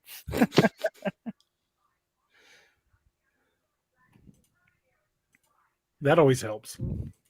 yeah, Aurelia, that's who I was talking about, the diabetic vampires. It's an interesting concept. I mean, you make for a really cool take on the vampire lore. Yeah. Actually, there's a book out like that. I knew it. I told you guys. I'm like, no, that's too obvious of an idea. Somebody's had to have done that before. What's the book, Josh? Oh, you would have to put me on the spot. You brought it up. I saw it on Amazon. You could Google it probably. The guy was fat, and so when they turn into a vampire, he's a fat vampire. Instead of slimming down, he stays a fat vampire. Is that Blade? Blade had a fat vampire. I wonder if that was something to do with Blade. Maybe. No, this is within the last couple of years. It's on Amazon, if I remember correctly. Oh. Like you can probably Google it and type in like fat vampire story Amazon. It's a pretty obvious story arc. It didn't surprise me. It's someone Fat Vampire by Johnny Truitt. Maybe. Right? What's his description say? Let's see. Well, it's also being turned into a Sci-Fi Channel series, apparently. But an overweight treadmill salesman named Reginald Baskin. Does that sound like what you're after? That sounds an overweight treadmill. That sounds terrible. Who would trust that guy? That's like a real skinny chef. You're just kind of like, yeah, I don't know about you. I don't know if I buy that. Yeah. It sounds like skinny chef. Plausible. Unless you're a salad chef, like, yeah, I don't know. It sounds plausible, Josh. Well, if it is your series, they're going to turn it into a Sci-Fi Channel series. Why don't the Sci-Fi or HBO or Hulu come talk to an author I know called DA and I would love that. Oh, and Shane, man, your stuff needs to be turned into a series too. I mean, it got turned into a game. The next step is a series on TV. I got a funny story about that. So back in 2000, I want to say 14, and I probably got my years wrong because they all blur together for me now, but right around 2014, the option for Apocalypse of Enoch was optioned by a studio in St. Louis called Fat Chimp Studios. Really? And we agreed on a pretty nice sum, cut my check. They entered into pre-pro. It was a 2-year license agreement. If they hadn't left pre-production within the last 6 months of the contract, then the rights would revert back to me, right? Which means that when you go into post-production, means you actually made something, so they'd have opportunity to make their money back. So about a year in, they haven't even established a script, and so that was suspicious to me. So I called my buddy who's an actor out in LA, and I said, Kurt, I said, hey, is this normal? And he says, you've been frozen. It sounds like you're locked. And I said, what's that? He says, well, if you have a strong intellectual property and a network is producing something not with you, but with somebody else, they're going to option all of the competing intellectual property. It would be similar. They're going to spend money, but they don't care. They lock it. And then while you're locked, they won't move forward. And then they'll produce what they're going to do. And then your option will expire. The rights revert back to you, which is fine. But then they get their IP out before any competing studio, right? Any competing studio could use your stuff. And within 6 months before my contract expired, Z Nation came out on Sci-Fi Channel. So I believe I was a lock. I was frozen by Z Nation production. Interesting. I got paid, so it's whatever. But I would, I'm sure DA can attest. We would much rather see our intellectual properties produced. Absolutely. Yeah, I mean, it's produced, then you get more money in sales. Yeah, it could. Yeah, it could translate to that. Yeah. So, regardless, I'd want it, especially now that I make money doing so many other things. I don't rely on my sales to keep my lights on, which DA will attest has weakened to my strength in the entertainment industry because I don't have that hunger hustle I used to call it. I was always out hustling, and now on the flip side though, I have money to invest in myself and do fun stuff, which is why I'm making a video game of the Apocalypse of Enoch. So I formed an LLC called Coda Interactive for that. So I think DA, you got a game too or something, don't you? You're showing me. We're working on it. Josh is part of the development team. Nice. Yeah. So Josh, so I started. I took. I got monetized permission from Bohemia for AZ, and I got a monetized permission from Miscreated from Entrada. So we modded a server of each. So right now I'm learning CryEngine 3. Of course, CryEngine 3 is not supported and it's old and dead, but I can make a custom map for our game server, which will help me learn how to what I need to do and get everything ready. So when I go to Unreal to do the actual game map, and of course I can find coders all day long. Finding a leveler has been near impossible, and I've got tons of coders. So so if I just learned how to be the leveler, so I've completed an 8x8, so 64 square kilometer map, and I did it in just over 1,000 hours. So hours though. Yeah, but I'm competent now. I can tell you what you need to do to be a leveler, and what you need to make, and what prefabs, and where to put your spawners, and how to do it fast, and how to do my textures, and like I'm a beast mode now. Now again, CryEngine is not the same as Unreal, but an engine's an engine. There'll be a lot of similarities, and from what I'm told, Unreal is much more user friendly than the old school CryEngine 3 anyway. So we're actually using I'm not the coder, I'm a story guy. What are we using? It's on my desktop. The other one besides Unreal. Unity, Unreal, Lumberyard. Lumberyard is Amazon's. Yeah. You know what's funny? New World, right? Have you paid any attention to New World? I know a lot of my friends are playing it. I haven't had it out yet though, but I've heard watch some videos. Yeah, watch some videos of New World and watch them run through the water. And the animation it's not a splash when they run through the water. It's a single point that shoots up in the air. I promise you that water animation is designed for a bullet impact, and they're going to have some shooters come out through a lumberyard. I bet dollars to donuts. I'd bet a lot of money on it. Lumberyard. Yeah, so New World. So Chef Yoda, run through water when next time you're on, and look at the water animation, the splashes, and tell me those aren't bullet strikes, single point water splashes, as opposed to actual water splash. Josh, we need to play that Bigfoot game again. That would be fun. Or what I'd like to do is eventually just get to the Wild Hunt version, our version of that. Yeah, very much so. Yeah, I keep hearing lumberyard. You keep making me think I'm at work. Yeah, that's the name of Amazon's engine. CryEngine, Unity, Unreal. There's some other ones too. Yeah, I don't want to use the Amazon one. They get enough of my money as it is. Right.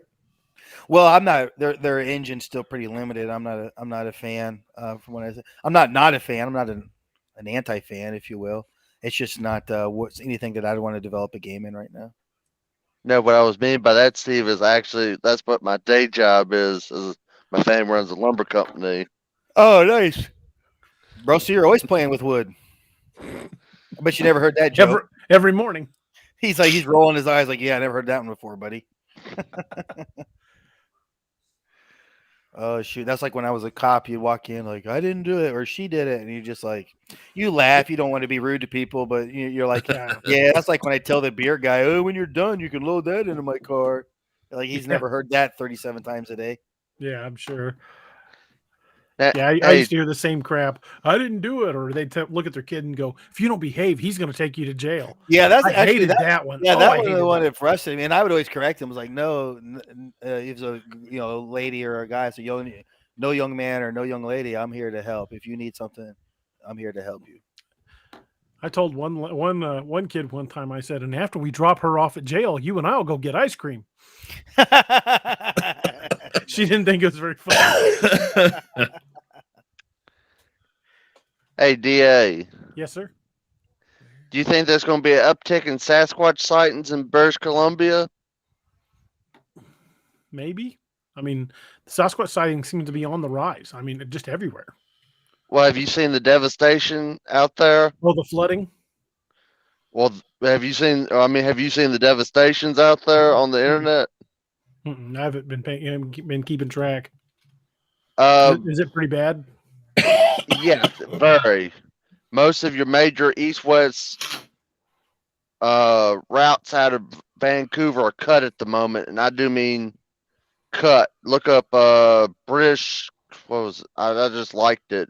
British Columbia Transportation or something like that.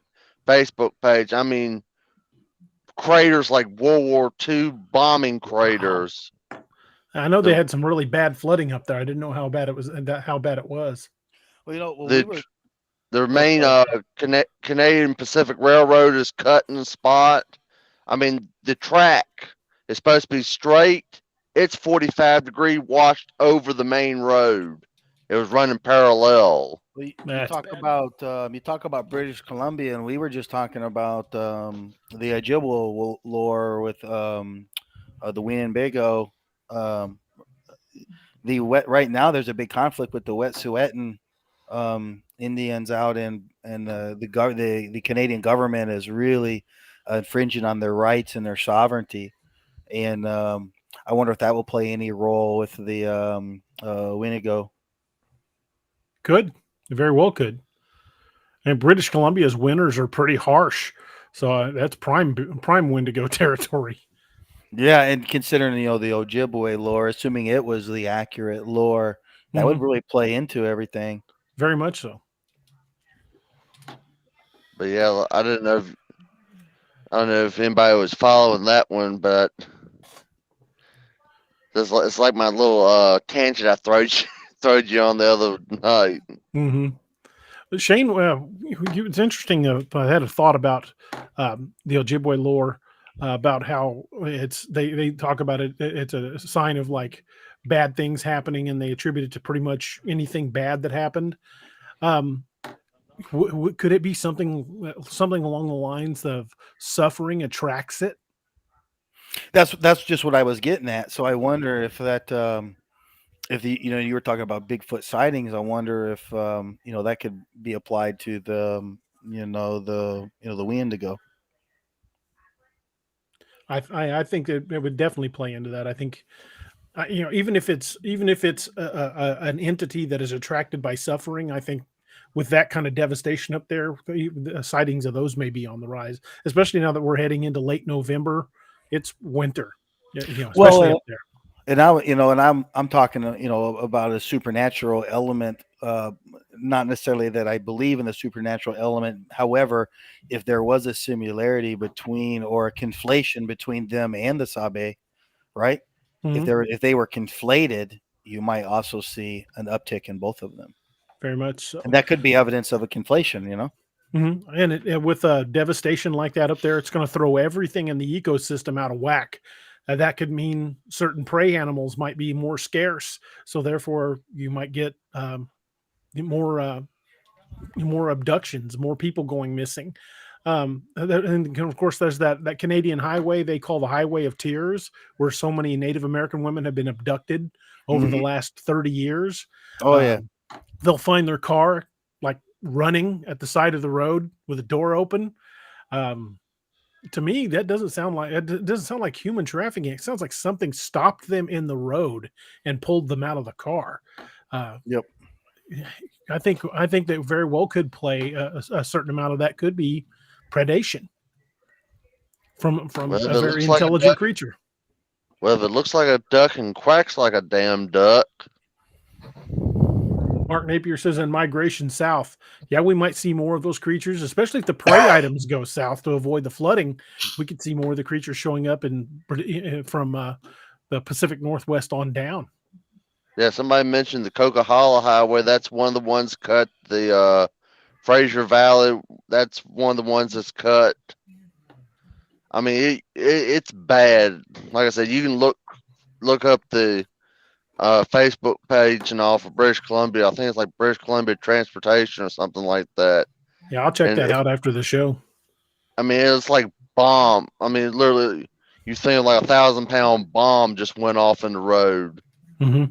I mean, we ain't talking a little washout. I mean, we're talking big dump truck loads and motor grades just to rebuild the road bed before you can even think about repaving. Well, I remember, I think it was back in, I want to say 86 or 87 when I was still living outside of Lebanon. We had a huge amount of rain that year, and it washed out bridges on two major highways going out of Lebanon. The Good and Hollow Bridge was completely gone. And then another one up on 32 Highway was gone, and Bennett Springs was completely flooded. There was some severe damage from that, and that was just from rains and more, out of the ordinary amount of rains, because the runoffs just couldn't keep up. And that was pretty bad for Laclede County, but I can't imagine the scale that it's on up there when it's taking out major highways. Well, that you mentioned bridge. There was one going over one of the rivers, I think, or a creek or something like that, and had a center span. Mm-hmm. This center span was in the river. The span, it was on the bank, was completely washed out, so it was doing this number. It fallen down into the river. Well, they're going to be rebuilding that. They're going to be rebuilding from that for a long time. Oh, it's boned. I mean, Mrs. Chef Yoda asks, have you ever looked into the Bigfoot stories that rescuers said they saved when Mount St. Helens erupted? I've read a lot of stories about that. There were stories of the U.S. military evacuating wounded and dead Bigfoot from that area. And I tend to believe that because the stories come from so many different walks of life, and even some from military personnel that were there. When Mount St. Helens went up, there wasn't a lot of warning, and animals couldn't evacuate. They were hauling out by the truckload dead animals, and then sometimes they were having burn piles in place of just hundreds and thousands of dead animals because of the aftermath. But I've read a lot of accounts where they talked about wounded and dead Bigfoot hauled out by the truckload. So I very, very much believe that something like that did happen. I don't know to what extent and how much of it is true, but there's enough of the story being told that I think it actually happened. Josh, you okay? Yeah, I'm good. Which one? You sound a little congested. Oh, I'm extremely congested. That con crud is jacking me up. What con? I went to Disney. I just generalized con crud. Right. Yeah. Yeah. Yeah. When I did appearances, I always start taking cold medicine the Thursday before I go. And that's a good thing to do. Whether I get sick or not, usually it works out pretty good. Generally, every time I do a convention, I always get about 3 gallons of orange juice and put it in the mini fridge in my room and just chug it with vodka. Oh yeah, drink it to be healthy. That's what I meant. Yeah, that too. Yeah, that's what I was gonna say. Yeah, I just went to the first major concert since COVID tonight. Had Jeff Dunham tickets. There you go. That guy's hilarious. Oh, it was good for the soul. It was good for the soul tonight. About 2 hours. He was ad-libbing and going on with the puppets and everything. That's funny. Oh, he was. I've seen him. I think it was 2018 or 2019 one in a different city. And I think this was even better than the last one. And for a guy knocking on 60. Yeah. He's 60? Yeah. I didn't look at that. He's like 58 or 59, something like that. I said knocking on 60, more than 62. Yeah. Oh my God, I'm old. Yeah, I'm right there with you, Shane. That's just depressing. Did you get that message? It's in private chat. Oh, I did not. All right, fine. I'll go out with you. But I get to pick the restaurant. Sounds good to me. McDonald's. We're getting McRibs, baby. My fiance always asks me, "What do you want for dinner?" I go, "Something edible." That's as long as it goes down my gullet and makes a poop, I'm good. Yeah. If we're going out to eat, I'll ask my wife where she wants to eat, and she'll go, "I don't know. You pick something." That's a trap. Never do that. Yeah. Yeah, that's a trap. It's a trap. Yeah, it's a trap. Nothing's wrong with 60, Mark. We're just commenting on the fact that Jeff Dunham doesn't look like he's knocking on 60. He looks like he's maybe hitting 50 if he's. There's nothing wrong with 60 as long as I'm not 60. That's kind of the thing. Well, I'll be happy to reach it one day, but I just Now, if you really want to think about stupid, you got to remember Dunham's working on family number 2, and his boys are just 6 years old now. So do the math on that one for high school graduation. He's gonna go to his kid's wedding with a walker. Hey, Mo. Hey, some people though, they like doing the family thing. That's their jam. Not my jam, but some people's jam. Yeah, I told my fiance has a 5-year-old daughter, and I said, well, that's the last one. I hope you don't want another one, because I got kids older than that, and I'm 40. I don't want to be 58, almost 60 by the time our last kid's out the door. Shoot, when I met my wife, she didn't have any kids, and I told her, I was like, yeah, I'm just heads up. I don't want any more kids. I'm not going to have any more kids. And if you get with me, you get with me under that understanding. And if you change your mind years later, I'll be sad. I won't be mad at you. I'll understand. But you better know that nope, that is not in my plans. And I figured right around 30 she'd split. And nope, so far she's still sticking around. How long have you been married? 13 years. Congratulations, man. Yeah. I got it right finally. Next year for me and my wife will be 29 years. Nice. We're planning something big for our 30th. That's in 23, but next year in July it'll be 29 years. Awesome. Yeah, that's really cool. Right before when I was still a cop, right around our 20th anniversary, she said, "Can you believe we've been married 20 years already?" And I looked at her and I said, "Good Lord, I could have killed you and been out of jail by now." She didn't find it nearly as funny as I did. I've always heard that it's cheaper to buy a shovel than a divorce. Got rent the wood chipper too. Remember that. Find a hog farm. We already established hog farm. Hogs. Yep. We learned that from chat tonight. Yes, we did. Hey, congrats, Miss Chef. Hey, congratulations. That's awesome. You just don't hear about that much anymore. My grandparents, before my grandfather passed away, they were over 50. And when you hear about celebrities out in Hollywood, it's surprising if the marriage outlasts the expiration date on milk. Oh yeah, for sure. Well, if you think about it too, like there's a lot of just the career involved is really not conducive with, at least in my opinion, it's not conducive with a good relationship. And then on to compound it, there's a lot of narcissism that you have to play in the entertainment industry, and it's easy to buy into your own BS, and that's not conducive with relationships. I'm surprised. It's like the military. I'm surprised if any relationship survives the military, just as I'm surprised if any relationship survives Hollywood. Right. Not to be negative or anything, but yeah, I'm negative. Dustin, I will answer that with a different. I'll bring up a picture. Give me a second.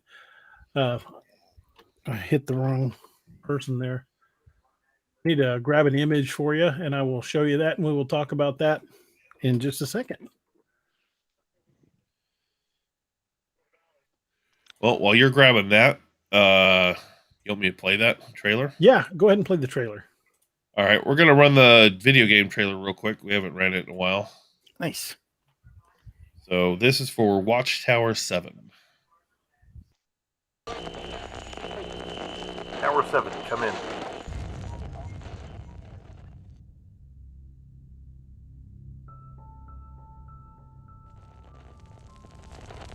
Come in, Tower 7.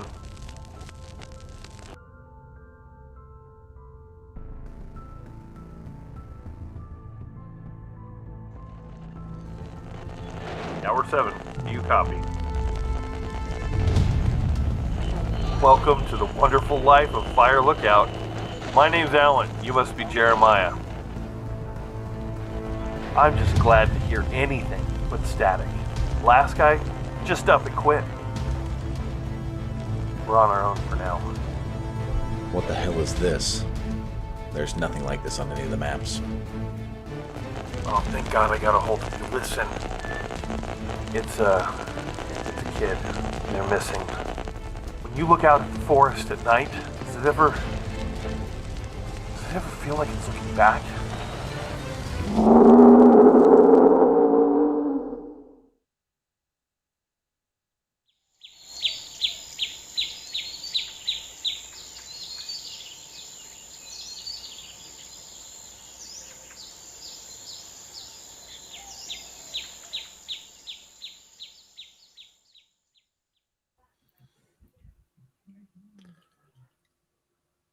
There it is. That's awesome. Sal says, Josh, what platform will the game be on? Just PC for now. In the future, we may expand to consoles, but PC's the quick and dirty, easier to do. The game engines are making it easier to make crossovers, but then it's not creating the game as much as getting it onto the platform, getting through like Sony and Microsoft to get it on. It usually takes a little bit. Well, to answer Dustin's question, he wanted to know when the next book in the Apex or Wild Hunt series were coming out. Well, if you take a look at this is an advertisement for my friend Adam, who does book covers, and he's a very talented guy. And I think you'll notice the title of the one right there in the foreground. I'm putting the finishing touches on that now, and it should be out maybe as early as Monday. And then after that, I'm still working on Lakeview Man 3, and I'm hoping to have Lakeview Man 3 done and into edits by around the 1st of December. So we've got plenty in the pipeline. I've got tons of books that I'm waiting to write. As Josh can tell you, either one of the Joshes can tell you, I've got the next 30 books planned already. So I've got a lot of work ahead of me, got my work cut out for me. That Primal Terror cover looks pretty cool too. Yeah? You want to tell everybody about that? I need to finish it is what I need to tell people is I'm about halfway done. If any of you guys are authors out there and you're looking for good covers, Adam does an amazing job and he's very reasonable in his prices. Just contact him there at yournewbookcover@gmail.com and tell him we sent you because Adam's a really good dude. Oh, Dustin says, wait a minute. Steve Lilly. He needs to go listen to the crossover tale. Yeah, that is definitely Steve Lilly. It's the text version of the Operation Lily that Dixie Cryptids did, but it's been changed a little bit and edited. I added some dialogue and changed a few things, so it's virtually the same story, but there are differences, and then there are other stories in there as well, including one I just finished called Dog Soldier, which is about Will Gray Eagle in Afghanistan before he left the military. And it's very good too. You liked it? Yes, as long as you get that change put in there. It'll be before it goes out. Believe me, I'll get that in there. I see. I see where you messed up with your dialogue you were playing with. I can see where you messed up though. Well, I was thinking Doc Holliday instead of Pocket Doc, so that was my problem. That's what I said. What you were playing with, and you just forgot where you were writing. That's where I come in. Yeah, I'll fix that little detail, and it should be ready to upload to Amazon hopefully tomorrow. I've just got to finish the layouts. Speak of Pocket Doc, has he launched the Odin yet? Or did he say tonight? Yes, he has. And let me put this back up real quick. Oops, that's the wrong one.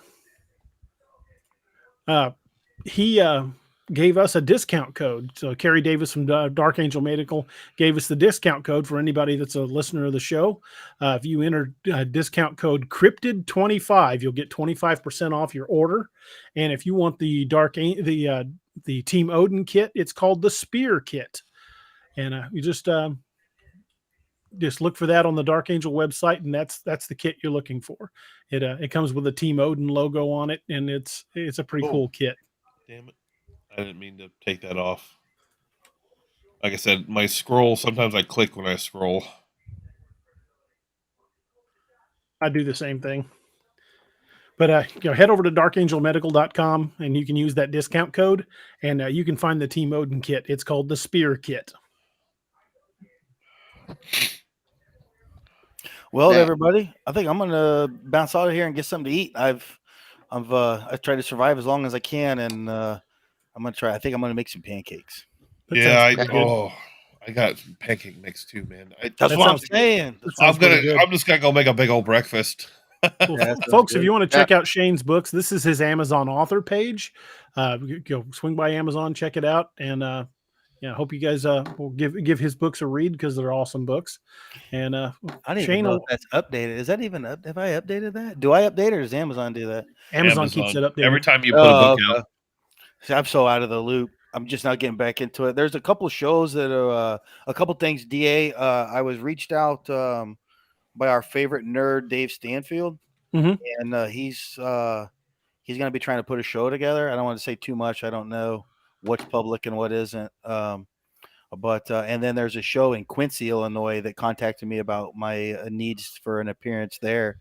It might be an earlier show, but like I said, I'm coming out of the mystery and headed back into the entertainment industry to produce stuff. And if they're looking for anybody else, feel free to throw my name out there. That's what I'm saying. That's what I'm saying. Yeah, pay attention to the words on the street once we get going. Okay. I love hanging out with you, and I love doing events with you. Yeah, especially since the rumor back in the day was I didn't like you. That was always hilarious. Well, that was started by somebody we both know, and I won't name their name. But do you know who it was? Yeah, I know who it was. I tracked it down. I remember that. I was like, wait, what? I was like, no, that's the thing. You're like, yeah, Shane Moore's a dick, and I was like, what? And he's like, yeah, you blocked him from his show, and I was like, what? No, I wish I had that kind of power. That'd satiate my ego, but no, I didn't block anybody. Then I remember, I don't remember if you talked to me or I talked to you and said, hey, have you heard this rumor? Yeah, in fact, it was that picture I had up for the show when we started when we were talking at VisionCon. We need to meet up at another show and throw back a few dozen adult beverages.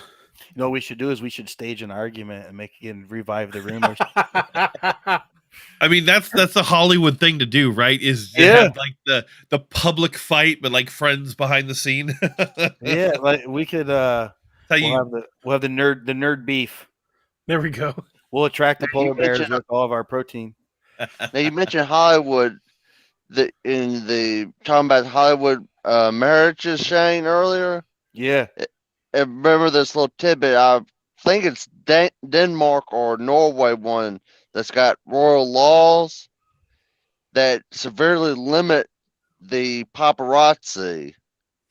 When they say private life, they mean private life for the royals. If they catch you trying to pull the $1,000 photo lens on them, they will take your ass to court, and they are not afraid to do it. Yeah, I can't remember which royal house it was, but they're very strict with their how they treat their royals. It's not like Britain where it's a free for all. I mean, it's very regimented. Josh, do you write at all? We can add you in on this beef. No. Which Josh? We're both Josh. Oh, are you? Yeah. Not General Dalton, the one that says Josh Jones. Yeah, that Primal Terror cover that's on the picture he posted, that's actually the cover for the book I'm working on right now. Well, I don't like you either, you asshole. So let's. I mean, I kind of had the same opinion last time you were on. I just bought your book so I bought it so I could burn it. Like, yeah, I put it in the guest bathroom because it's not even good enough to wipe my ass with it. I use it to keep the toilet steady. Right? Wobbly toilet? Wow, that's next level. Welcome to the Ozarks. Or we could just team up, DA. We could team up against Josh. Like, yeah, he didn't go through the right initiation. Like, we want this guy. He's not a zombie. I'm just an alpha reader, Shane. Dunk on the new guy. That's no problem. I just keep throwing bones. I just keep throwing stuff at DA and see what sticks. It's like That's what we'll do is we'll just say we don't like Josh because of his alpha reader. They're like, well, what's wrong with his alpha reader? It's like, I don't know. That guy, like, I don't think he loves America. I think he's got a commie flag in his garage. Isn't that a Charlie Daniels song? Yep. Well, I don't even have a garage. You go home, ask my wife. I love that song. Uneasy Rider. Yep. I reached out and kicked old Green Teeth right in the knee. Yes, the best course of action. All right, guys, I'm gonna let you go. General Dalton is a pleasure. Josh is a pleasure. DA as always, and yeah, check out those shows. Hit me up on social media. I'll find that email and we can see about. That Quincy show might be a no name first year show. I generally avoid them, but since I'm coming back, I might go. Well, definitely, and we got Vision Con coming up next year too. So yeah, I don't know. They've got new people doing Vision Con, so I don't know if they want me back or not. I never assume. Then sometimes they get offended, like, "Oh, dare you think that we wouldn't want you?" I was like, "Look, you get new con chairs, you go in different directions, and I get it. I'm not the most. While I have a good following, I can be a little obtuse abrasive. sometimes. Yeah, abrasive, like it. So I don't ever I never expect anyone to want me back. So they do great. I did it. It was my first ever show and my first show that I was what do they call it? Full guest at. Mm-hmm. So yeah, I got nothing but love for Vision Con, whether they want me or not. I love Vision Con. Yeah, it's a good convention. Yep. All right, guys. Hey, good night, man. Thank you for being here, brother. Yep. Appreciate it. And have to have you back again sometime. Absolutely. Doodles. All right, later, man. Later, man. As I would say in my language, Gigawaba min minawani niji. I will see you again, my friends. See you later, Shane. See you, man. Thank you for coming. Well, that was a lot of fun. I love hanging out with Shane. He cracks me up. I was on last time he was on, and I had a good time. He cracks me up. Shane's full of information. Yeah, this is why when we wanted to do a Wendigo show, I wanted to get his perspective. You let him spin on something, and he'll take you down a deep rabbit hole. I'd love to get. Are we chasing the rabbit or the damn gopher on that one? We went pretty deep. Yeah, I think it's 3.5 hours. About time to start wrapping things up. Josh, General, thank you guys for coming. I want to thank everybody. No want to thank Josh. Thank you for being co-host tonight. I needed the help, but anytime, man. Appreciate it. Yeah, I want to thank everybody for being in the audience tonight. Congratulations to our winners on those drawings. I've already sent out the Amazon card because she contacted me in my email, and that's already been sent out. And I just want to say how much I appreciate all of you folks for being here, supporting the channel, supporting the show, and just really appreciate hanging out with you guys. It's always a lot of fun. We get to have some great conversations and meet new friends, and that's really what it's all about. I love being able to share not only my books, but other authors' books, people who I respect and enjoy their work. And I just have a great time doing it. It's more like just hanging around a table and talking about stuff than like a scheduled interview. And that's my favorite part about this, because it's so organic and everybody feels like family. I've said it before. I'll say it again. We don't have fans. We have friends, and I'm blessed to have every one of you guys with us. And I mean that from the bottom of my heart. Thank you guys very much, because we wouldn't be here without you. I've said many times that writing is a journey that we take together, both reader and writer. And I thank every one of you for taking this journey with us. You guys are amazing, and I hope you guys have a wonderful evening.